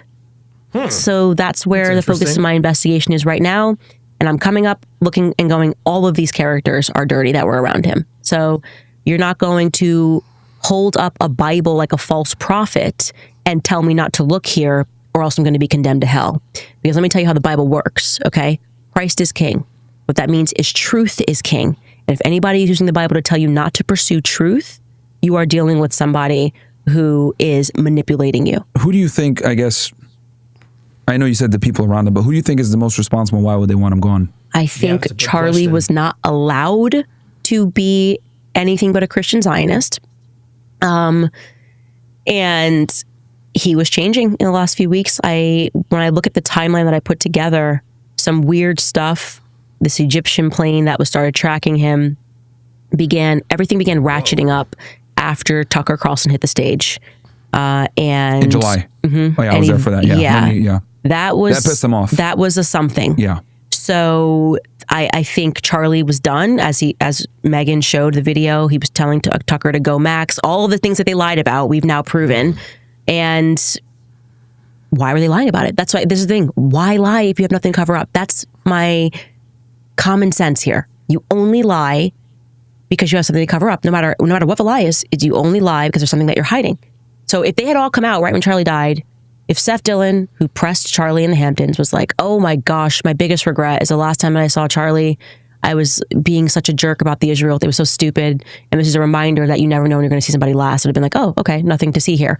It was like a full court press effort to lie about everything. Josh Hammer, he never blinked on Israel. He was on the text message chain where Charlie said 48 hours before he died that he was done with the pro-Israel cause. Why lie? That's my question. Yeah. And I don't like the silence from Turning Point employees. Question. I know for a fact one of them, who I'm not going to name, has a text message from Charlie the day before he died saying, they are going to kill me. Wow. Now, he was not referring to the trans lobby when he wrote that message. Yeah. So why not present, if you are his friend and you're interested in the truth, why wouldn't you tell the public that? wouldn't you just come right out to the public and say, hey, I don't know what happened, but like Charlie thought they were going to kill him. I do not like the way Turning Point is behaving. I've made that clear. And nobody is going to emotionally manipulate me and tell me that it's all good now. And to attack Turning Point would be to attack his legacy. Charlie told me years ago that he had, which I shared the messages, he was having a ton of visions and was telling me that Turning Point was going to be the death of him. He knew he was going to die young. And strangely knew that I was going to be the only person to defend him. Right. Wow. I showed the messages. Yeah. I showed the messages. Jesus. This is Oh, not, those are the messages that they were talking about. Wow. Can you pull it up and so it's we're here. We're here now. And I'm going to defend him. I'm going to figure out what happened. What are your thoughts on how Erica Kirk has been dealing with this and some of the people that are close to him, question. his manager, Mike and all them? Like, do you think they're just playing a role? Do you think they're involved? What are your thoughts on them in general? There's some of the people in his closest circle. It is obvious to me that Mikey McCoy was the person that they wanted to launch as the new Charlie. That's very obvious. The way they brought his YouTube channel back with a speech from Mikey, and everyone was kind of trying to soft sell Mikey to us and was like, who's this kid? You're 23. Why are you the chief of staff of anything? You didn't go to college. Who are you actually? And you're brought in by Rob, your dad, who is dirty. I mean, very dirty guy. I covered more of that yesterday. He just gives me the sleaze and the ick. And it just is very strange that I felt like they tried to manipulate us into accepting this, almost like they had like, Mikey's going to be this person. Then we see Mikey, he's a hero, and he just walks away right after somebody. Like, that doesn't make any sense to me. And with Erica, a lot of people on the internet have been going into her past, going into her parents' past, and just speaking about these things. Israel defense contractors, parents, stuff like that. Yeah, I've seen all of that. I respond to that on my show, and what I've said to everybody is I'm starting with what happened on that day, what happened leading up to his assassination, and the people that catch my attention are people who are telling verifiable lies. Okay? Erica thus far has not told any verifiable lies. She did not lie about the fact that he had St. Michael on him when he died. So there's two things. She could be on autopilot, and some people could be reading that the wrong way and thinking, oh, well, she's not acting right. Okay.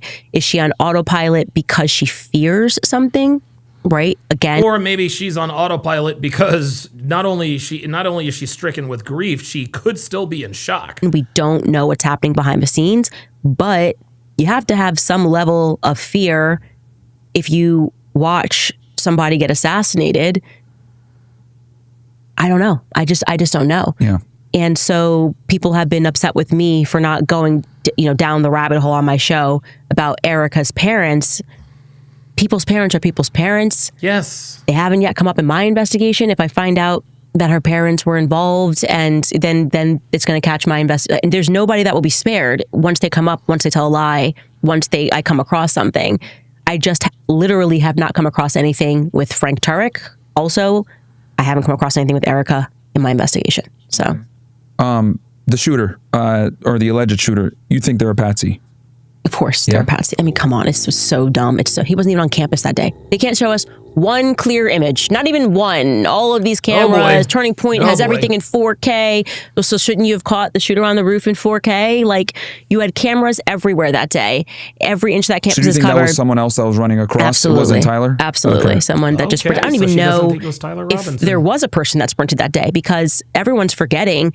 There was also a news report that came out a week before that somebody was on the roof, and a professor came out and waved the person. Now, they may have been dropping off a gun, dropping off a screwdriver. I don't know. Because there's one video, like one of the students had panned out where he was running. But that person who took that video that I had to track down, military.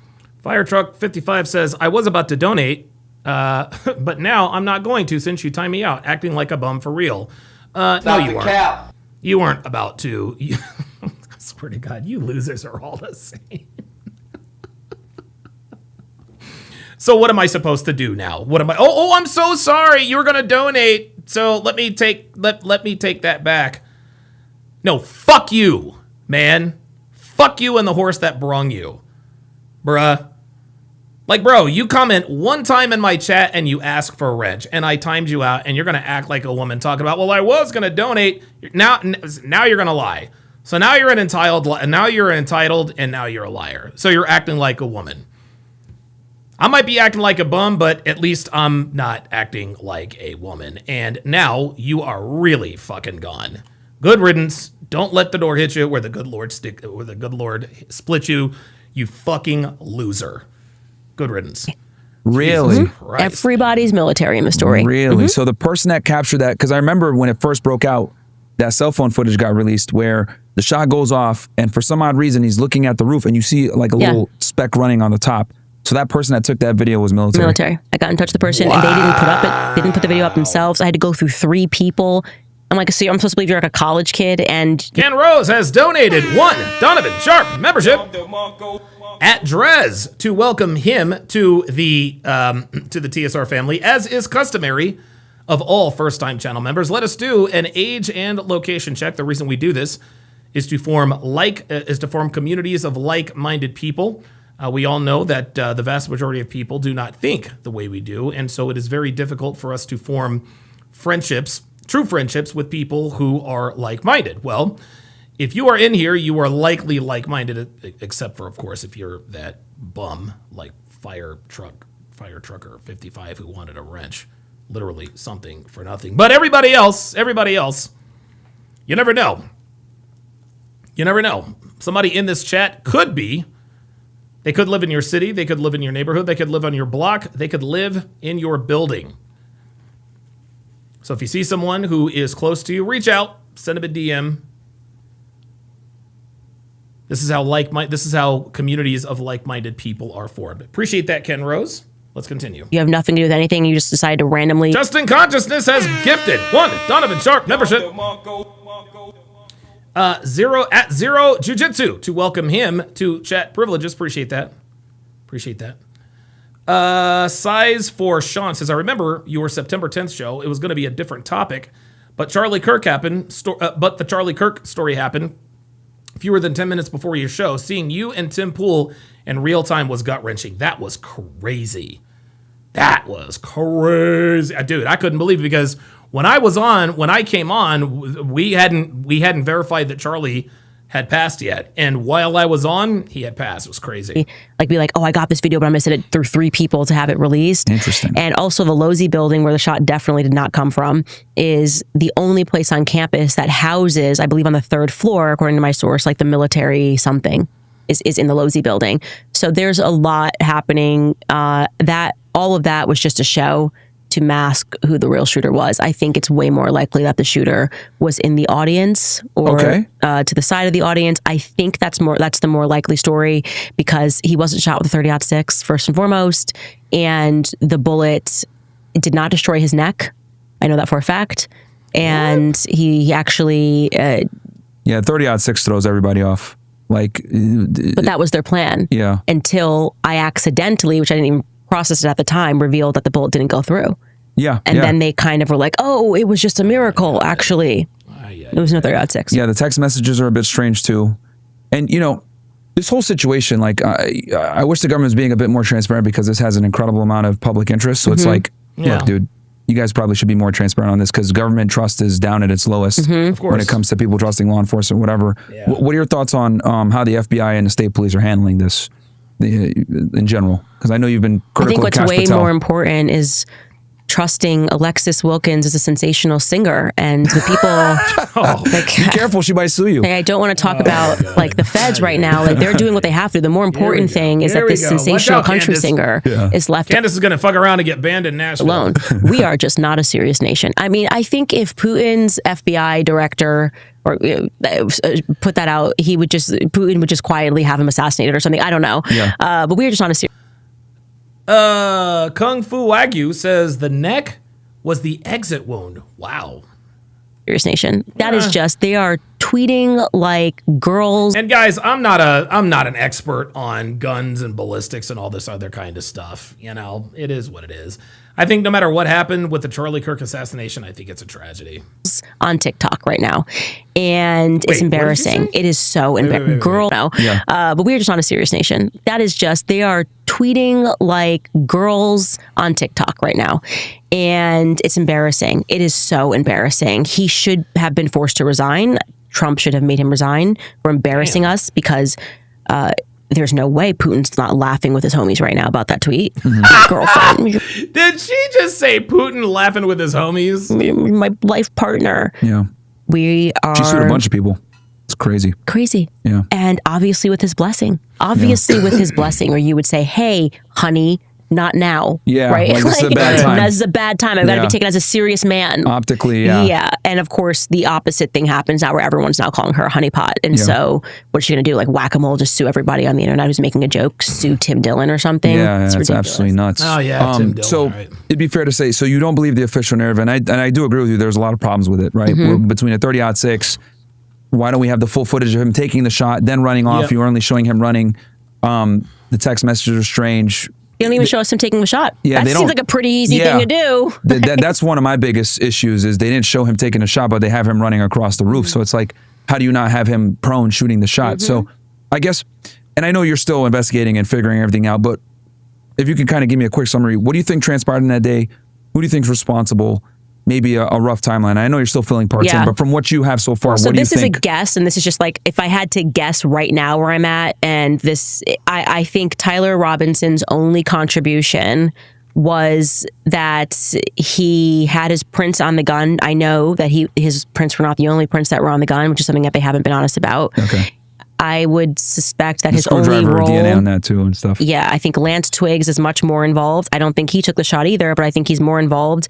I think that Tyler Robinson's, all of these people that were involved that day got swept up in pedophile stuff. From George Zinn, the guy that cheered, his father is also a pedophile. The guy next, I mean, the whole thing is like, it was an operation with blackmailed people. The Zinn guy was at 9/11 too. Weird. Yeah, I mean, just unbelievable. Crazy. And again, more of a marker that this was like a blackmail operation. Also, Zinn told a nurse that he was being paid. He didn't know how he was going to be paid for doing that after. So he was supposed to be another patsy. And Yeah, because it was like immediate. Like he got like It was just- when it was this his all role. broke out, he got arrested and he was like, it was out in the news like immediately. multiple people involved that day. One person maybe just supposed to run across the rooftop. Another, I think Tyler Robinson, all his job was to pick up clothes. I think literally he didn't set foot on campus that day. And his job was to get rid of the clothes next to the Dairy Queen into some cemetery, which I broke. Okay. And the FBI is not disputed, but they decided to monitor the Dairy Queen afterwards and send some feds there. And yeah, so his role was to pick up clothes. I think Lance is actually the one that's walking in the backpack. And On the roof. The TMZ in the footage. maroon, yep. I think Okay. I think that's Lance. oh, And I okay. don't know who was walking up the stairs. I think that's a whole different person, because they don't even look like they have the same body. Okay. And yeah, that's how you do a nice feather operation. You got a bunch of patsies doing different roles. And they didn't show us the video of the stairway footage either, which is another thing that's strange. Yeah, it's only Yep. pictures. Yeah. No footage, Okay. yeah. Well, no, I mean, I see there's a lot of, and I said it before, they've created more questions than answers. Right. Right. Which is obviously the problem here. But I know we're short for time here, so I'll just, where can people find you? I mean, everywhere. Yeah, you're everywhere. Yeah, at your Congratulations on number one local podcast, by the way. courthouse, your local courthouse being sued. If Yeah. you'd like to find me, your local news station being called anti-Semite. Oh, one last thing.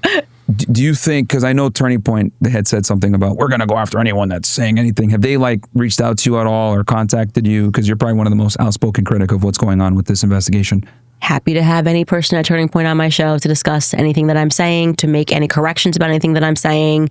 They can make a statement for all I care. I'm not going to stop investigating this until we're told something that makes sense, makes rational sense. And you're not going to tell me like you do with it. Yeah, Osman Safi says, why Charlie, though? Was he really that influential? You know, it's interesting. I kind of sort of asked that same, kind of sort of thought the same thing. Charlie Kirk was probably going to be president. Like that's the way it had been. That's the way I understood it. Just, watching his influence, especially over young people. And now you can't be, in order to run for president, you have to be at least 35 years of age. So he would not have been able to, 31 and 25. So he would not have been able to run in 28. I think it would have been maybe a year short. Somebody check my math on that. But yeah, a lot of people think that Charlie Kirk would have been president had he lived. Israel, that I'll get into heaven if I just ignore how Charlie Kirk was killed. Like we're not going to play that game. So say something that makes sense, or you have an enemy of me. That's pretty much it. Yep. And if you didn't want people prying into this narrative, maybe you shouldn't have executed him publicly. Yeah. Maybe you should have pretended he choked on an egg or something like you did with that rapper a long while back when he started asking questions about things. Not a good idea to get everyone emotionally invested in the story and then to tell them to shut off their emotions. No, I mean, you've been doing an incredible job of putting a lot of pressure on them, right? So hopefully we, get answers here, because what they have out right now just simply doesn't make sense. So, right. So thank you so much, Candace. I appreciate it. Thank you. So great. Yeah. And also thank you for being so patient, because I know my schedule's so crazy with so many kids. And so it's like, we just got to make it happen. I was like, just get them down here. Yeah, you're a mom, you have a family, so I totally understand it. So thank you so much. Anytime. Okay, well that was a very good interview, man. He asked a lot of very very good questions. I think that was insightful, and the interesting thing is I know a lot. And listen, I was on that bandwagon too. Candace is crazy, blah blah blah blah blah. But the how can I put this? Anytime there's an assassination, we can't necessarily take the public narrative's word for it. We can't. The Kennedy anytime there's something that happens like this, there's always sort of a cover up. And so for us to just blindly believe that it was Tyler James Robinson, listen, most of the evidence, as far as I know, points to him. But I don't think it matters who did it. Number one. Number two, I don't think we'll ever really know. I think this is going to be one of those, this is going to be sort of an evergreen debate, like the Kennedy assassination. People don't believe that it was Lee Harvey Oswald. People believe that he definitely had help. People definitely believe that some people believe that it wasn't him. You guys know how that you guys know how that goes. So yeah, listen, man, Charlie Kirk was a good friend of hers, and she doesn't want his death to be in vain, so she's going to try to get to the bottom of it. That's you gotta wait till that's why she wants to get to the bottom of it. Dana Gonzalez says, I think that's the takeaway here, Donovan, is that you just can't take the government at face value. No, you got to treat the government like women. You can't take what the government says at face value. All right, guys, what we are going to do now is we are going to move the party over to Rumble, because give me a second. There we go. All right, we are now going to move the party to Rumble because we are about to start episode 7, season 9 of Love is Blind. We're going to do episode 7 today. I'm going to do episodes 8 and 9 tomorrow, which is Wednesday, and on Thursday I'm going to do a marathon. I'm going to do a marathon, finish it out. Obviously, you guys, a lot of you guys know that I will not be here this weekend. Devin and I will be in Las Vegas for the Formula One Grand Prix. Very much looking forward to that. Definitely on our bucket list. And so I'm not going to be here for this weekend because we're going to be down there enjoying the spectacle of the F1 race. But for now, I'm going to go ahead and move the party over to Rumble. And I'm going to do that one at a time here. Let me, where's my restream? Matter of fact, let me put I'll actually put the link. Let me put the link. No, that's the Akash one. Let me put the link in the chat here. Wait a minute. Nope. Let me go back. I thought I had my restream window up. Oh, you know what? I probably closed it when my computer got locked up when I was trying to find out if Hillary Duff fuck niggas.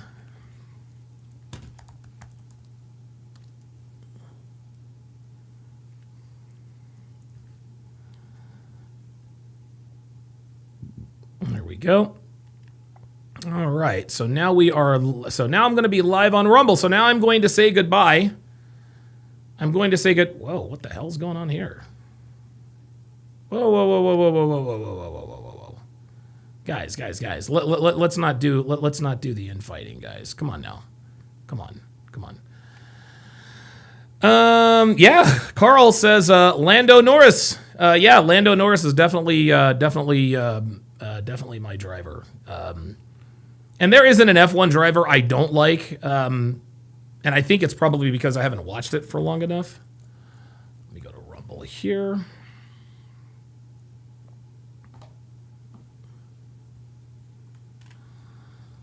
Lando Norris. There it is.